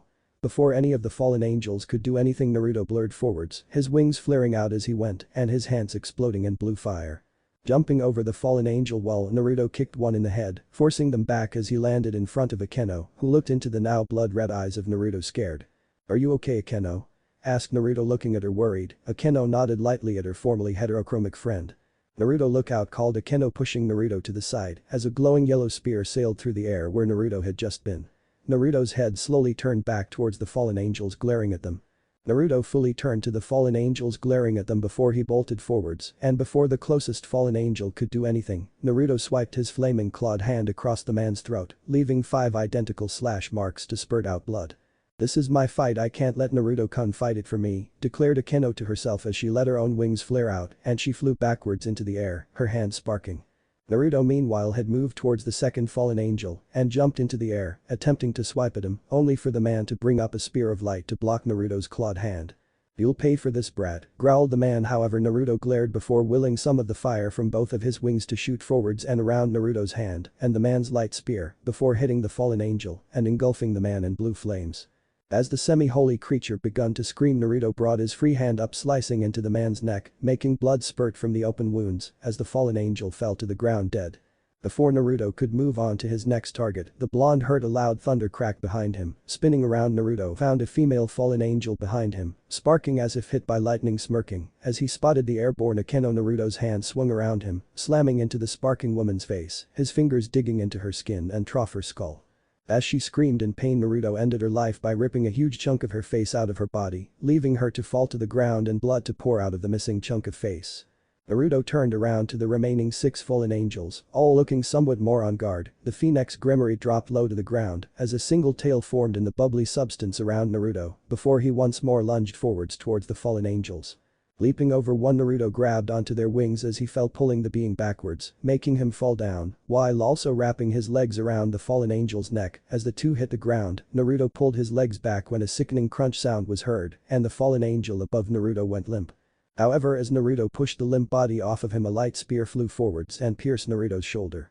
Naruto, screamed Aeno, looking to her friend horrified. Fucking bitch, growled Naruto as he ripped the light spear out of his shoulder before it dissolved. Aeno snarled and sent a torrent of lightning at the fallen angel that threw the spear, electrocuting him, making fallen angel spasm before dropping to the ground smoking. Naruto jumped to his feet before running forwards. As he drew close to his next target, he jumped into a spin as his fire flared around him, forming a flaming cyclone that slammed into the fallen angel, knocking her back into a stumble. Naruto landed just in front of the stumbling woman before he dived forwards, his claw-like hands cloaked in flames as he slammed his hand into the left side of the fallen angel's chest. The blonde Riti then clenched his hand around the fallen angel's heart and wrenched it out of the woman's chest, still squirting blood as the woman dropped to the ground in an ever-growing pool of her own blood. Naruto suddenly heard a thunderclap behind him. Turning, he saw a light spear dissolving on the ground with a fallen angel not far behind it. Naruto was about to charge at the man, however Aeno dropped from the sky, landing in a kneeling position on the man's shoulders. "Aeno-sama?" questioned the man, only for her to smile a sickly sweet smile at him before squeezing his head between her thighs and violently twisting her hips to the side, and once more a sickening crunch sound was heard as the fallen angel's neck was snapped. With that done, Aeno flew back into the air as Naruto turned to the two remaining fallen angels, whom both had light spears in hand. "You're so dead, brat," growled the only remaining female fallen angel before she ran forwards at Naruto. The blonde red-haired devil himself broke into a run and ran towards the woman, his form still cloaked in the red glow of Yokai. As Naruto drew close to the female fallen angel, the other remaining fallen angel jumped over them, both flaring his wings out and hanging in the air in such a position that Aeno couldn't attack him without the risk of hitting Naruto. Naruto jumped up, flames in his hands, roaring as he descended upon the woman below him. However, she brought up her light spear, blocking his attack. The woman quickly pushed Naruto back a bit before jumping and kicking him in the chest, sending the young blonde backwards. Aeno saw what was about to happen and flew forwards trying to stop it, but she was too slow, as the male fallen angel's spear pierced Naruto's back, going through the blonde skin before coming out of Naruto's chest. "Naruto!" screamed Aeno upon seeing the blonde skewered by the light spear. Her blood boiling, Aeno's hands arsed with white lightning, glaring at the two remaining fallen angels. The ebony-haired woman threw her hands forwards, the holy lightning arsing from her hands into the male fallen angel's form, making the man who previously wore a smirk fall to the ground in a spasm. The man's eyes bulged before exploding from the lightning as Aeno flew towards him, landing next to his downed form. "This is for Naruto-kun," snarled the girl, slamming her foot into the man's skull before the other fallen angel could do anything to save him. Aeno turned to the last remaining fallen angel, only to see a ball of red and black magic fly towards the woman, engulfing the creature before simply erasing her from existence. Aeno watched as the woman vanished with satisfaction before running over to the downed Naruto. "Naruto-kun, Naruto-kun," called Aeno, holding the boy's head in her lap as she cried. "You don't see cry, Aeno-chan," spoke Naruto, weakly reaching up, putting his hand on her cheek before his hand went limp. "Naruto, Naruto, Naruto," screamed Aeno. Unknown location. Naruto groaned as he woke up to darkness above him with walls to the side. Sitting up, Naruto saw he was in what appeared to be a cross between a sewer and a boiler room. Water on the floor with two pipes running along the wall, one being what looked to be about a foot in diameter and was a deep shade of blue, the other looked to be about 3 times as large and was a deep blood red. "Where am I?" asked Naruto, sitting up looking around. The blonde saw 3 pathways, one to his left, one to his right, and one straight ahead of him. Pushing himself to his feet, Naruto stood up looking around him. "Left, middle or right?" questioned Naruto to himself, looking at the 3 pathways. Shrugging, Naruto walked down the center pathway. Naruto followed the path for what seemed to be hours with no difference in the paths around him. Just as Naruto was about to give up and turn around, he came to a huge room, half of which was barred off, the bars ascending into the darkness above him. At what Naruto assumed was the center of the bars was a large box that Naruto could only assume was the lock to the cage, given covering the entire piece was a large sheet of paper with the kanji for seal on it. "Hello?" called Naruto quietly into the darkness of the cage. Only to get no response. "Hello?" called Naruto a little louder. Only once more to get no response. "Hello?" called Naruto once more. "Neri-chan?" came a feminine voice from behind the bars, making Naruto jump as he looked into the darkness. "How do you know my name?" questioned Naruto, squinting at the darkness, trying to make out any shapes within the darkness. "Well, it would be silly for a mother not to know her son's name now, wouldn't it?" questioned the womanly voice as out of the shadows stepped a woman. A woman Naruto was familiar with, but only through photos. She had knee-length long red hair and pure ocean blue eyes. "Hello, Sachi," spoke Kushina with a smile, only for a blonde and red blur to shoot through the bars and crash into her chest, knocking her down. "Ah-chan," wailed Naruto, hugging the woman crying against her chest. "It's okay, Neri-chan, Ka-chan's here," muttered Kushina, wrapping her arms around her crying son and rubbing his back as he cried. "How? Everyone thought you were dead?" questioned Naruto, looking up at his mother. "That's where things get a little complicated. Tell me, Sachi, what do you know of the Kyuubi's attack on Konoha?" asked Kushina, looking down at Naruto. "I was told that the Kyuubi just suddenly appeared on the day I was born and ran rampart in Konoha until Toussaint came in and teleported the Kyuubi away and sacrificed himself to kill it," said Naruto. "Well, that is partially right. The Kyuubi did attack on the day you were born running rampart in Konoha, and your father did teleport it away and sacrifice himself, but not to kill it." The Kyuubi had been sealed in me however, when a female Jinchuriki, holder of a biju, gives birth the seal is weakened. While the seal was in this weakened state a masked man attacked me, you and your father taking you hostage, he separated your father and me and ripped the Kyuubi out of the seal. Using his Sharingan forced the beast to attack Konoha. Your father teleported the Kyuubi away to reseal it, I begged him to seal it back in me, but we both knew he couldn't do that, so we had to seal it in a new host you, however in that seal Minato also sealed part of his and my own souls. What neither he nor myself had realized was that my soul and the Kyuubi had begun to merge from the years that it had spent sealed within me, my soul latched onto the Kyuubi, and we fully merged and have spent the last 9 years fighting for control over the Yokai, mind and body of the Kyuubi, explained Kushina. And you won? Questioned Naruto. Yes, I am now the Kyuubi, I have all of the power, Yokai and memories of the Kyuubi, but I am the dominant mind, said Kushina with a smile. I'm just glad you're alive Kacchan, said Naruto with a teary smile as he hugged his mother. Don't worry Sachi, I'll never leave you again, declared Kushina hugging Naruto tightly. So tell me about yourself Naruto-chan, I want to know all about my baby boy, said Kushina with a smile towards her son. Gremory Castle. Laying on his bed unconscious was Naruto, he had been unconscious since the fallen angel attack, and since the attack, Aeno had not left his side refusing to leave until she knew he was okay. Rias, Sona, Tsubaki and Saras had been coming and going every couple of hours, checking on both Aeno and Naruto. Sona and Tsubaki having been staying with the Gremory until they both knew Naruto was okay. Naruto's eyes fluttered open to see the ceiling of his room in Gremory Castle, he felt something holding his hand tightly and heard some sniffling from next to him, looking towards the source of the sound he found Aeno with her head down, holding his hand tightly. Naruto-kun, whimpered the woman as tears fell down her face, Naruto squeezed her hand making her look up, just as Naruto brought his hand up to her face, gently wiping away her tears with his finger. Don't cry Aeno-chan, said Naruto with a smile, the ebony-haired girl's eyes went wide. Naruto-kun screamed the girl lunging forwards wrapping her arms around his neck, hugging him tightly. Thank Lucifer-sama you're okay, spoke Aeno as she hugged him. I'm fine Aeno-chan, I'm fine. What about you, are you okay? Asked Naruto gently pushing the girl back to an arm's length away so he could make sure she was fine. Naruto studied his friend, her hair was messy and grimy, her face was pale, and she had bags under her eyes. I'm fine, I was just so worried about you, muttered the girl hugging Naruto closely again, the blonde redhead wrapped his arms around her. I'm fine Aeno-chan I swear, said Naruto smiling as he hugged the crying girl. Naruto-kun, spoke Rias from the door as she ran in having heard Aneo's scream, before Rias ran into the room and hugged Naruto, who managed to stay upright despite Rias tackling him. I'm fine Rias, spoke Naruto wrapping one arm around the girl who began to cry. You scared us all Naruto, you were stabbed through the chest by a light spear, declared Rias pulling back from the hug to look at the blonde. Naruto-kun, came another voice from the doorway before an ebony blur came flying through the air hitting Naruto pushing him, Aeno and Rias down. I'm fine Sona, spoke Naruto rubbing her back. She's just happy to see you up Naruto, you have been unconscious for a week now, spoke Tsubaki from the doorway. A week? Questioned Naruto unbelieving. Yes Naruto, a week, you were essentially poisoned by the light spears to be honest, I'm surprised you're awake this quickly, spoke a voice from the doorway. Naruto sat up bringing Aeno, Rias and Sona up with him looking towards the door to see Ziotica standing there. Kacchan flushed the holy magic from my system, said Naruto, causing everyone else in the room to frown. Your mother, Naruto Kushina is dead, said Zioticus looking at Naruto sadly. No, she's alive just in a different form. She's now Yokai, she had a Yokai sealed in her for years and the two of them started to merge. But on the night I was born that Yokai was extracted from her before attacking Konoha, but my two-san sealed the Yokai, along with fragments of his soul and Kacchan's soul into me. With my Kacchan's soul fragment and the Yokai she had partially merged with sealed in me, her soul latched onto the Yokai and she and it fought for the body of the Yokai and she won, declared Naruto, making the other beings in the room look at him skeptically. You were hit with holy magic Naruto, holy magic has been said to cause hallucinations in devils in small quantities, said Zioticus looking at Naruto skeptically. Naruto looked down disappointedly. Naru-chan honey, tell Zioticus Baka the first time he used a sword he nearly cut his own hand off, came the voice of Kushina in Naruto's mind.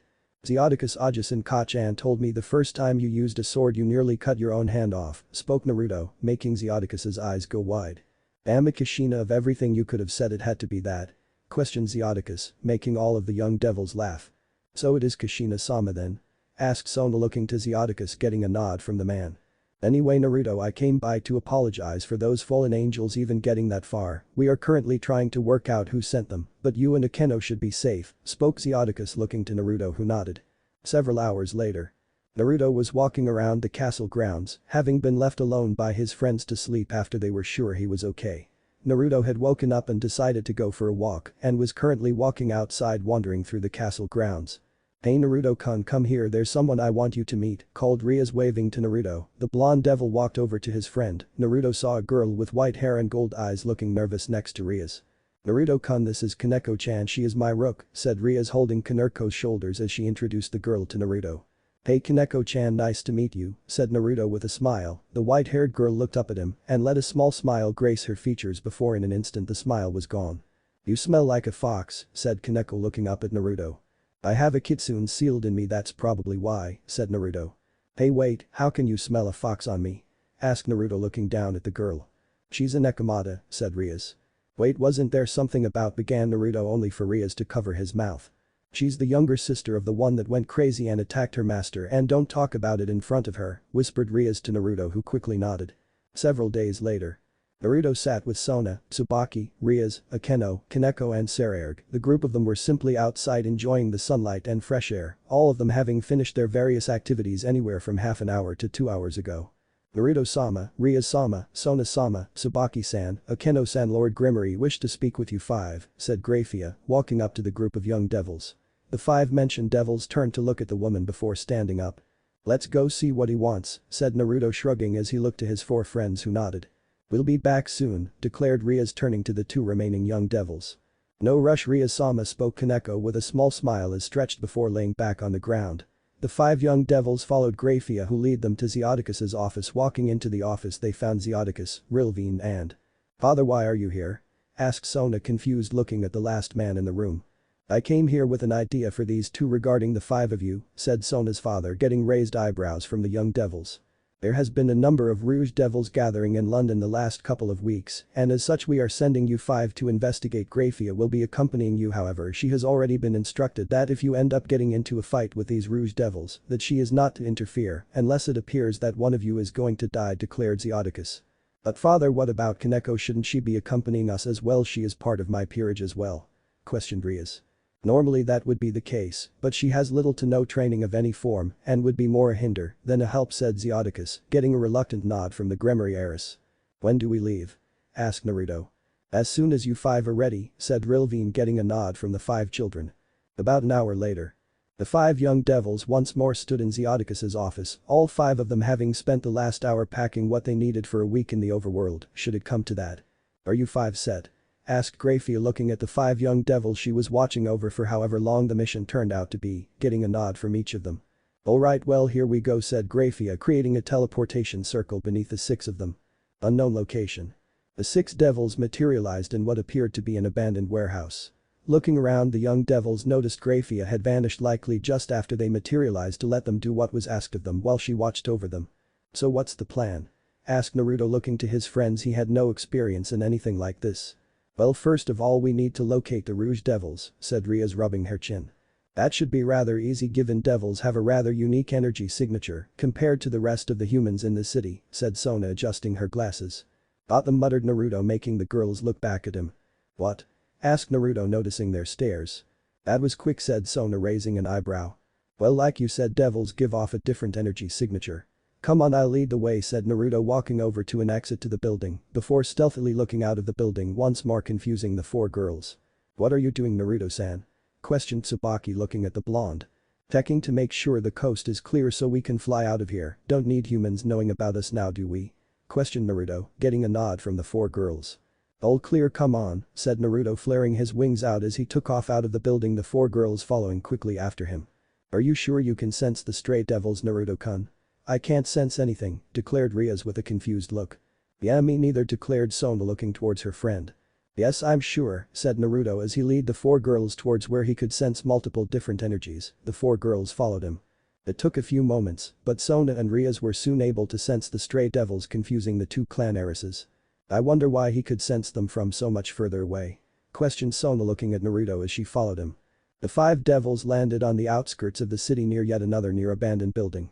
"So what now, Naruto-kun?" questioned Aeno, looking to the leader of five of them.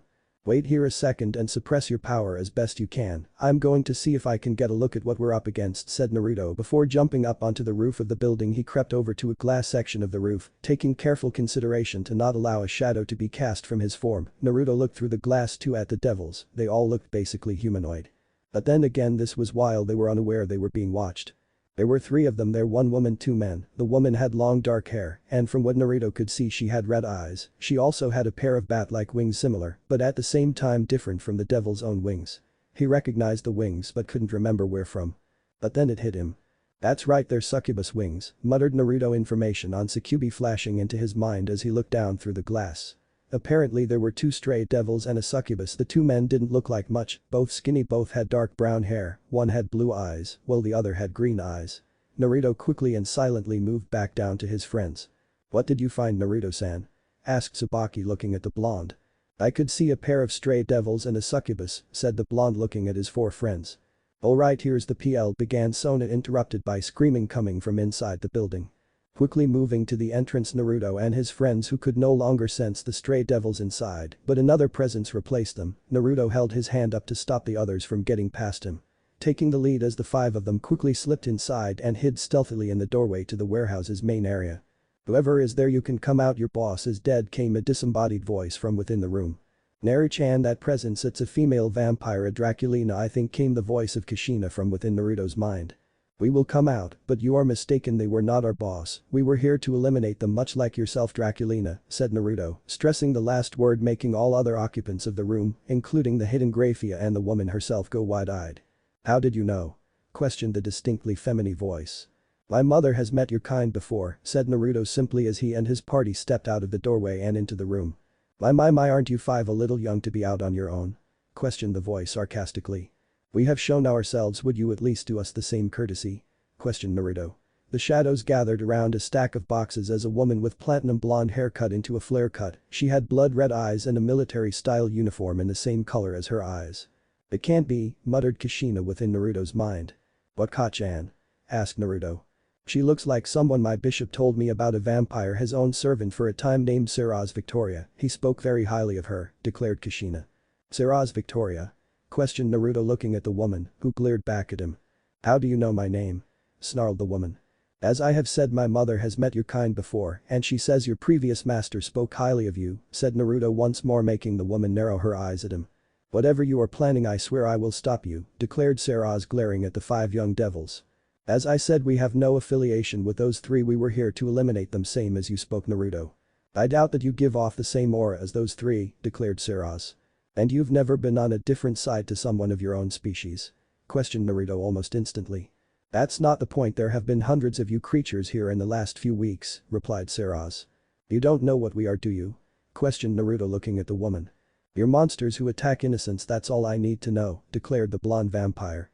And you're not vampire? Questioned Naruto, narrowing his eyes at the woman. Well, stop trying to mess with my mind. Growled Saras, her blood-red eyes glowing as she glared at Naruto. I swear on my father's grave I am not trying to mess with your mind, if you do not believe me, began Naruto, pulling the neckline of his shirt aside. Then I invite you to drink my blood and see for yourself, finished the blonde redeed. Naruto, what are you doing? Questioned Rias, looking confused at the blonde. She has no knowledge of devils, she may serve as a powerful ally, should we explain to her who we are and who they were, and this is the quickest way, declared Naruto. I will see for myself, but if this is a trick you 6 will not clear the building, said Saras, shocking all of the devils to varying degrees. Saras walked over to Naruto and sunk her fangs into his flesh, making blood spill out before she licked up the scarlet liquid, stepping back from Naruto. Saras stood still for a moment before she screamed, clutching her head and dropping to her knees. Saras, said Naruto, rushing quickly to the woman's side, she looked up at him, tears running down her face, she shifted into a kneeling position in front of Naruto. Naruto-sama, please allow me to serve you as either a member of your peerage or simply a guardian, said the woman, looking down at the ground, making everyone look at her confused. I have seen your memories, I have seen who you are the type of person I would pledge my loyalty to, declared the Draculina, kneeling to the young devil who was still shocked. Naruto, take her up on her offer, she is a pure Draculina, one of the last of the Dracal bloodline, the most powerful vampire bloodline, she had the capacity to be one of the strongest devils in the underworld, said Kushina's voice from within Naruto's mind, snapping Naruto out of his pseudo-trance. "Stand, Saras," ordered Naruto, making the blonde vampire look to the man who she was asking to be her master before following his order and standing at her full height, almost double that of Naruto. "I accept your offer, Saras, and I will convert you to my peerage, should I be able, if not I will train until I can," declared Naruto, getting a nod from the woman. "It appears that we are done a lot sooner than we expected," spoke Grafia, appearing beside all of the devils and vampire. "If you are all done then we can head back to the underworld," said Grafia, looking to everyone, getting nods from the young devils, but a shake of the head from Saras. "I have a few personal belongings that are not with me, I'll go get them and be back in about 20 minutes, spoke Saras before she vanished into the shadows. Naruto, back in the underworld, stood in his room facing a chessboard that was set up with white and red pieces. Standing behind him looking at him curiously was Saras. The two had returned along with the other 5 devils not 10 minutes prior, only to find Zeodicus, Rilvine and Lord Citri had all been drinking, so Naruto, Rias, Aeno, Sona and Tsubaki had decided to leave, telling the men what had occurred until the next morning. Naruto closed his eyes, trying to get a grasp on the level of Saras' power and comparing it to the power within his pieces. She was already incredibly powerful, so he knew he would have to use a mutation piece, and even then he might have to use multiple pieces. "What are you doing, Naruto-sama?" asked Saras, looking at Naruto curiously. "Trying to work out what piece or pieces I can use to convert you. Your power is extraordinary, I don't think even all of my pawns, including my 3 mutation pieces, would be able to convert you," declared Naruto, opening his eyes, turning to the blonde vampire. Saras herself looked rather surprised by his statement, however was even more so when Naruto picked up a piece from his board. "Patch," called Naruto, tossing the blood-red slightly glowing chess piece to Saras, who snatched the piece out of the air. As soon as the piece touched her skin it began to glow brighter. "Are you sure you wish to use your mutation queen on me?" questioned Saras, already knowing about the piece from Naruto's memories. "Yes," answered the red-haired blonde simply. "Lay down so we can begin," instructed Naruto, stepping aside to allow Saras to lay on his bed. Doing as ordered, Saras lay on Naruto's bed before passing the queen back to Naruto. As he climbed onto the bed next to her, Naruto put the chess piece on the blonde woman's chest just above her, rather large, before standing up. "I commanded thee as Naruto Gremory Phoenix. Mine command, Saras Victoria, is to serve and protect me. I seal this contract. Be reborn," declared Naruto, both he and Saras watching in mild curiosity as the blood-red queen piece sunk into Saras' chest. Once it was fully inside her body, she herself glowed briefly before she returned to normal. Sitting up, Saras blinked a couple of times. "I feel so much more powerful," declared the woman, looking down at her hands as she clenched and unclenched her fingers. "Perks of a queen, I would say," suggested Naruto. "Speaking of perks, given I am now a member of your peerage, I should have gained some of your innate abilities, yes?" questioned Saras. "Well, probably my pyrokinesis and possibly my blue flames," spoke Naruto, only to watch as Saras flicked her left hand out, palm upwards, and a ball of blue fire formed about an inch off of her hand. "I guess that answers it then," said Naruto, looking at the blue flames as Saras waved a fireball around, watching as the flames followed her hand. "I'll leave you to get acquainted with your new powers, then, Saras," spoke Naruto, getting a nod from the woman, who quickly left the room. Naruto looked around his room before shrugging and walking out of the room himself. Walking through the halls looking for something to do, Naruto saw Kaneko walking by herself. "Kaneko-chan?" asked Naruto, confusedly seeing the young woman. "Oh, hello, Naruto-san," spoke the girl, turning to see Naruto. "I would have thought you would have been with Rias," said Naruto, looking at the young Nekomata confused. "I was, but I felt like going for a walk through the gardens," declared the golden-eyed girl. "Care for some company?" asked Naruto, getting a shrug from the young girl as she turned back around and walked away, Naruto falling into step beside her. The two walked in silence through the halls towards the front of the castle. Walking straight out, the two headed towards the gardens. Gremory Castle had a large garden area with plants from all over the world in different sections of the garden, sectioned off by their optimal growing climate, and then runes used to match that climate. The west entrance, where Naruto and Kaneko entered, was a largely tropical area which reminded Naruto of the Land of Fire as he walked through it, the climates being very similar. As the two walked, neither noticed that they were being watched from the skies above them. The two young devils walked through the gardens and ended up in a gazebo in the center, taking a seat within. "Are you okay, Nico-chan? You seem like you have something on your mind," asked Naruto, looking at the girl who was looking down. Letting out a sigh, she turned to face him. "I'm so confused, my sister. Everyone is saying she went insane with power and attacked her master Sai. I'm not sure. She was always so nice to me. I don't want to believe she would go insane and attack her master. I just want to see my sister again," spoke Kaneko, beginning to cry. Naruto reached out and pulled the girl into a hug, shocking her, but as she felt him holding her in a comforting embrace, her floodgates broke and tears began to fall down her face like a pair of waterfalls. Naruto hugged the girl, letting her cry on his shoulder. He would have offered words of comfort, but he didn't know what to say, so he settled for letting her cry. Kaneko didn't know how long she had been crying, nor did she care to know, but after what felt like hours her crying slowed to the occasional choked sobs. "Better now?" asked Naruto, looking down at the white-haired girl who looked up at him with her puffy and bloodshot eyes. Nodded as he wiped the last remnants of her tears from her eyes. "Don't bottle that stuff up, Nico-chan. Talk with Rias, or if you would prefer you can talk to me, just don't bottle it up," said Naruto, getting a nod from the girl as she smiled weakly at him. Kaneko shuffled herself around and lay her head on Naruto's legs. Naruto quirked a brow before shrugging and gently ran his hand through the short white locks of Kaneko's hair as she lay on him, her eyes drifting shut. However, before she could fall asleep, Naruto suddenly picked her up and jumped out of the gazebo. Kaneko, shocked by his action, was about to ask what was going on, only for the answer to be abundantly clear as Kaneko looked back at the wooden structure that now had a hole in the roof over where the two had just been sitting. Naruto was protectively holding Kaneko as he looked up, looking for the source of the attack.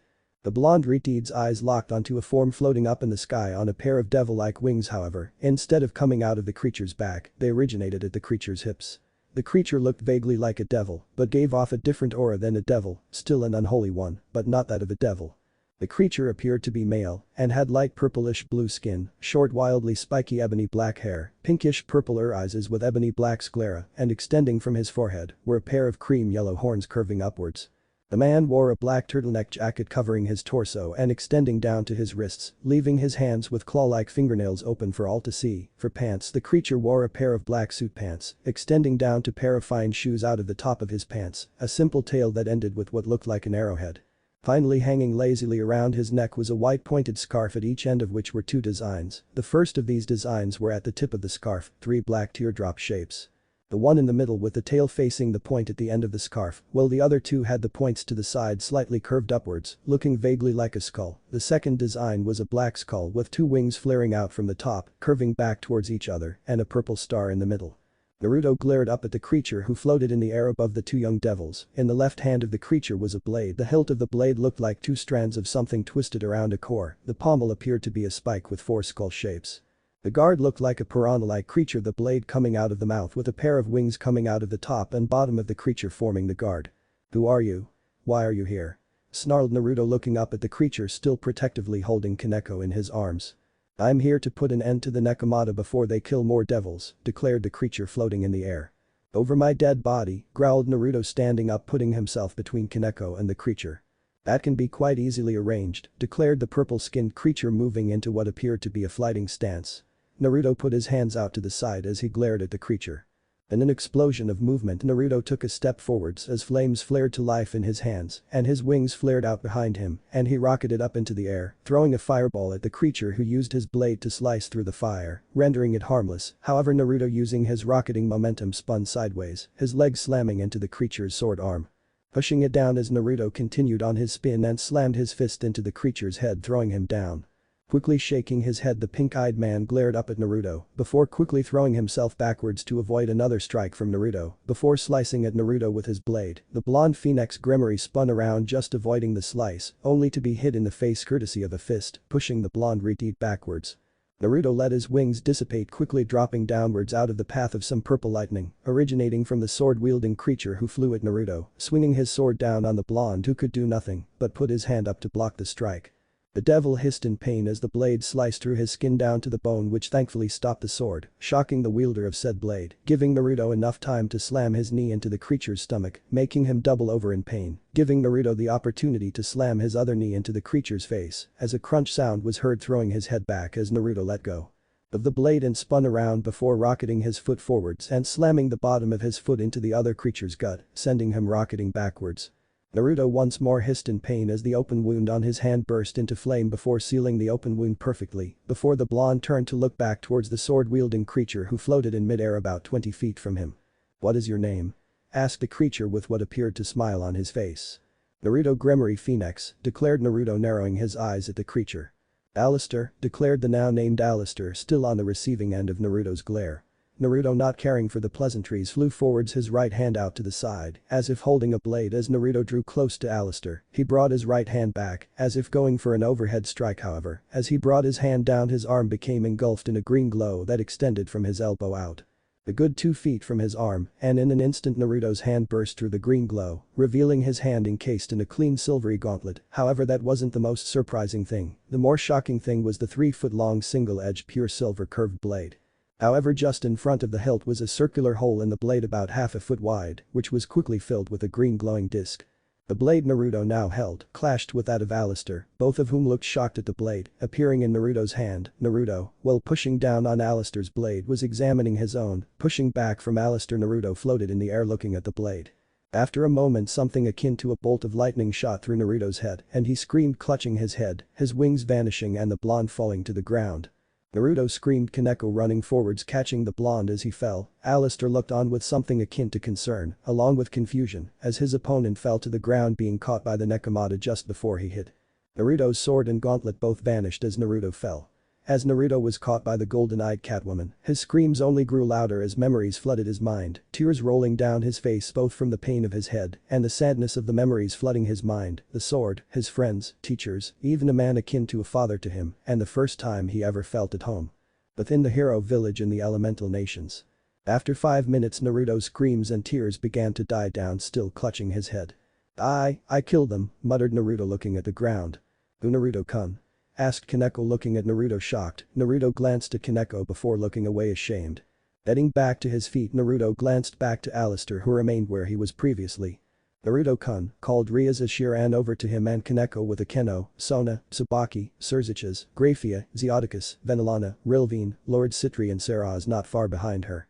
"Well, time to make my exit," muttered Alistair turning to leave only for Naruto's head to snap towards him, and in another blur of motion Naruto shot to his feet, his wings once more flaring out as he shot into the air, throwing his right hand out to the side, his gauntlet and blade once more appearing as he shot forwards, and before Alistair could block it, Naruto stabbed his blade into the man. "No you don't, you demon bastard," snarled Naruto as his blade pierced Alistair's chest, Naruto and the sword-wielding creature falling to the ground. Slamming into the ground, Naruto's blade and gauntlet once more disappeared as he stood up and turned back to face his friends. Stepping out of the slight crater, Naruto walked over to his friends, no one noticing Alistair's body glowing slightly. Naruto stood before the group of devils, not looking at any of them, instead looking away from them all with a look akin to shame on his face. "Sachi, it wasn't your fault," said Kushina from inside Naruto's mind, knowing what he was ashamed of. "Are you okay, you two?" asked Surziches looking at Kaneko and Naruto. "Yeah, thanks to Naruto," spoke Kaneko, getting a nod from Surziches who looked to Naruto who still refused to meet any of the devil's eyes. "Naruto?" questioned Venelana, everyone looking to the blonde who still looked away from them. "What's wrong, Naruto?" asked Rilvine concerned. Naruto shook his head before looking at the group of concerned devils. "Nothing, don't worry," said Naruto with a smile, however even the 5 young devils could tell the smile was fake. "Naruto," spoke Venelana, making Naruto sigh. "I remember, I killed them, my friends, my teachers, entire families, sons, daughters, mothers, fathers," declared Naruto, making everyone go wide-eyed. "It wasn't your fault, Naruto-sama," declared Saras, making everyone turn to her looking at her master with a determined look. "But," began Naruto. "No buts, you were defending Yuki and unconsciously used it," declared Saras, making everyone look at her confused except Naruto who looked down ashamed. "How do you know what he's talking about?" asked Rias looking at Saras. "I've seen all of his memories, I know everything he's ever been through. There is only one event that fits his description," spoke Saras. "What is it?" asked Tsubaki looking at Saras for an explanation on whatever this it was. "Banishing shift, an attack that banishes anything hit by it to the 0 dimension, erasing it from existence," declared Naruto looking at the group of devils, making all of them look to him as he looked at the ground. Kaneko walked over to Naruto, wrapping her arms around him, making him look at her in surprise. "Thanks, Nico-chan," spoke Naruto with a small smile ruffling Kaneko's hair. Everyone smiled at the interaction between the two before Naruto stepped out of the girl's embrace, before walking over to the downed form of Alistair, only to see him gone, only his blade still there. Naruto looked around in a panic. "What is it, Naruto?" asked Aeno. "He's gone," spoke Naruto, still looking around for the demon. "He can't have, we would have seen him," declared Kaneko looking to Naruto. "He's gone, only his sword is here," spoke Naruto, kicking the blade to try and determine if it was a trap. "Who was he and why was he attacking you two anyway?" asked Zeoticus looking at Naruto and Kaneko. "He said his name was Alistair and he said he was here to kill Kaneko," said Naruto glaring down at the blade. "What?" screamed Rias looking at her Rook, who just nodded her head as Naruto leant down and picked up the sword. However, when Naruto stood up, the sword glowed a golden glow before an orb of golden energy formed from the sword and floated to the ground where it formed into a humanoid form, and after a second the golden glow dissipated, revealing Alistair, growled Naruto, raising the demon's own blade ready to strike. Wait, screamed Alistair, holding his hands up in defense. You have 5 seconds to explain why I shouldn't kill you, declared Naruto, glaring at the demon. I'm sorry, I was only doing as ordered. I bear no ill will towards the Nekomata. That blade you hold is me, I am Ascension Blade, you defeated me in combat, and as such I am now loyal to you, and only you, Naruto-sama, spoke the creature, kneeling to Naruto, his head down. Kaneko, he came after you, it's your decision what I do with him, spoke Naruto, walking over to the young Nekomata.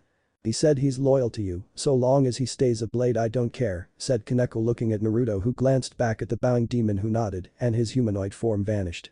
Naruto-sama, being the holder of my blade, grants you the ability to use the purple lightning I used in our fight, came the voice of Alistair within Naruto's mind. I don't know how to use lightning magic though, replied Naruto. Then I will teach you, declared Alistair. Naruto-kun, called Aeno, making the blonde look to her, indicating he was listening. Since when do you know how to use or even have a sword? Asked the ebony-haired girl, making everyone bar Saras look to her and then back at Naruto. I was briefly trained as a hero when I was young, I guess they couldn't sense my devil blood, they could just sense my strong magic power. They took me from Konoha with the Hokage's permission and trained me for a year. I learned quickly, however I was banished after the year of training because of banishing shift. We were all under attack by an ambitious member of the village who had attempted to take Brynhildr, a cursed semi-sentient sword. However, the sword took him over and he attacked us. The children were told to flee, while the adults tried to subdue him. However, he killed enough of the adults to break through their protective line, and he attacked me and my friend Yuki. That's when I used my banishing shift. I killed hundreds that day, but during that time I touched Brynhildr and it was bound to me. Declared Naruto, wincing as he spoke about the attack and banishing shift. How come you didn't tell us this sooner? Asked Sona, looking at Naruto, shocked. I forgot about all of it, I would have told you if I remembered, said Naruto. Several hours later. Naruto sat on his bed reading a book. The day had long since ended and it was now the dead of night. Quickly putting the bookmark in his page, Naruto stood up, stretching as he stood. Evening, Naruto-sama, spoke Saras, entering his room. Evening, Saras, replied Naruto, turning to face the woman. Venelana-sama asked me to tell you it's time for bed, instructed Saras, getting a nod from Naruto. I'll leave you to change, spoke Saras, turning to leave. Wait, you asked to see my scars. Now is as good a time as any, declared Naruto, making Saras turn back to face him. Are you sure, Naruto-sama? I don't want you to force yourself, said Saras. No, you deserve to see them for yourself, spoke Naruto, turning away from Saras, who looked on as Naruto took a deep breath before lifting his shirt. Saras knelt down behind a now shirtless Naruto before she reached out and gently touched one of the many scars on Naruto's back, making him jump slightly at her gentle touch, but let her do as she wanted. Saras ran her hand along the scars, tracing the skin with her undead fingers. After running her hand along the devil-spawned scar, Saras stood up and pulled Naruto into a hug, which the young devil was not expecting, making him let out an undignified squeak before he settled into the woman's embrace. After a few moments, Saras stood and walked to the door.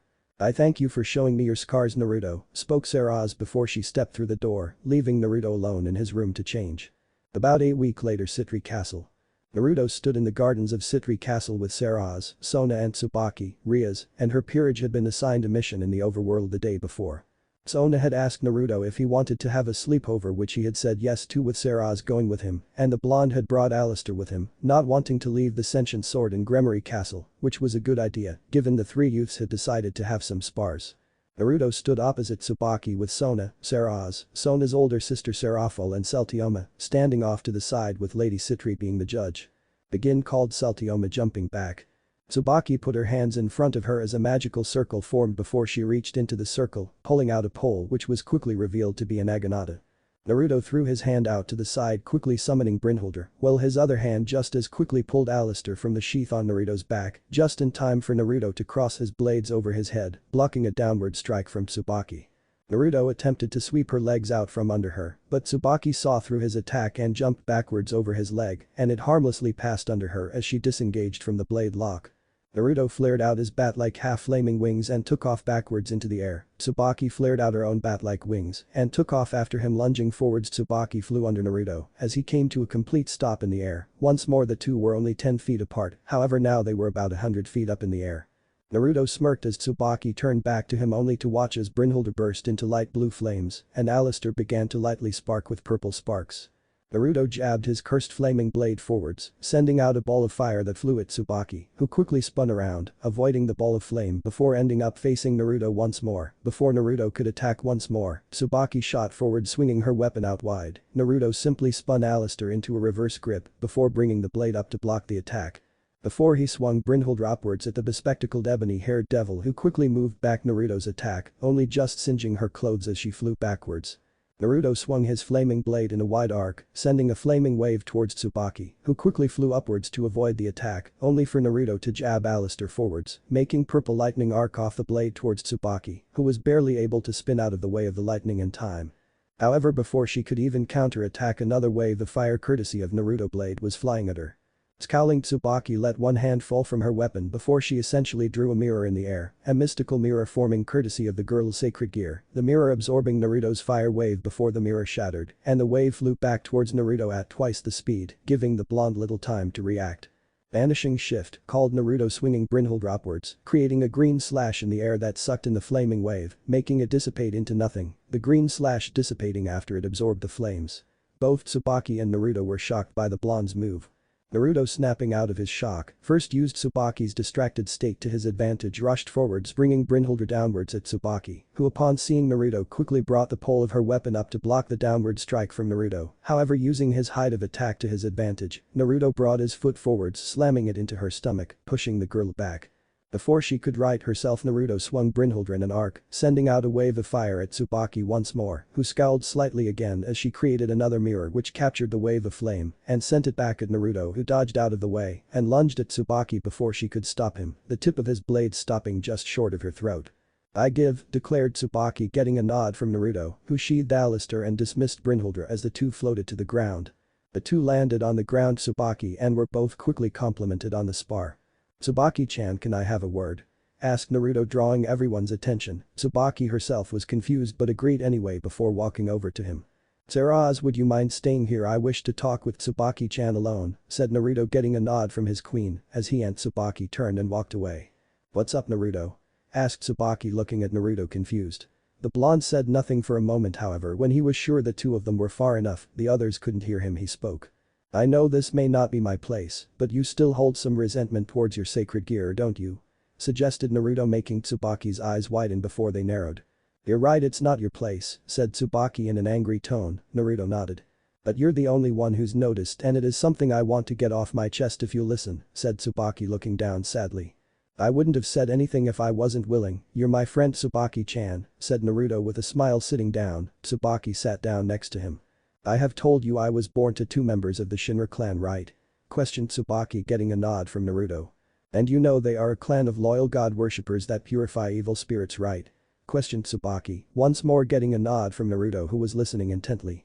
"I was born with an abnormality in the clan's abilities to purify spirits. I could summon those evil spirits from my mirrors. While not labeled a heretic by my clan, I knew that's what they all thought of me," said Tsubaki, tears forming her eyes. Naruto shook his head before pulling the girl into a hug. They forced me into isolation, living alone, not even with my parents who didn't even seem to care what my clan was doing to me. Not once did they ever come to see me after that, not once did they call me their daughter, they didn't even look at me as if I was human anymore," said Tsubaki, as tears began to flow down her face like waterfalls. "If only I hadn't been born with this cursed ability, if I hadn't, then my parents would still care for me as much as I care about Sona, Rias, Aeno, and the rest of you. I miss my family, just want a parent's love. Is that so much to ask?" questioned Tsubaki angrily. No, Tsubaki-chan, it's not too much to ask. Everyone should know parental love," said Naruto, holding Tsubaki tighter. "I know you never met your parents until recently, Naruto-kun. I know I may seem in," spoke Tsubaki, only for Naruto to put a finger against her lips, silencing her. "No, you're not being insensitive, I was by asking." "It's okay," said Naruto with a smile before he took his finger away. "And if I may offer my own input as someone who has been in a similar situation, family, the bond that links people together, your true family is not one of blood, but of respect and joy in each other's life, and if your parents didn't care after you discovered your abilities, then they were not your family. The ones that respect and care for you, no matter what, are your family, those like Sona, Rias, Aeno, Lord and Lady Citri, Leviathan-sama, me, Lord Gremory, Venelana-sama. Tsubaki, you have so many people that care for you. Don't be blinded by the past and be unable to see the future," said Naruto with a teary smile, looking down at Tsubaki, who looked at him, tears staining her eyes with a shocked look on her face before she smiled and looked down. You know just the thing to say, don't you, Naruto-kun? Questioned Tsubaki, wiping away her tears before looking up at the blonde with a smile. I try, I don't like seeing my friend sad, declared Naruto with a smile. The two devils sat there still embracing each other for a few moments of silence. Feeling better, Tsubaki-chan? Asked Naruto, looking down at the girl who looked up at him and nodded. Yeah, thanks to you, Naruto-kun, said Tsubaki with a soft smile. No problem, said Naruto with a grin. We should probably move, the others will probably be wondering what's going on, said Naruto, standing up, getting a nod from Tsubaki as he gently pulled her to her feet.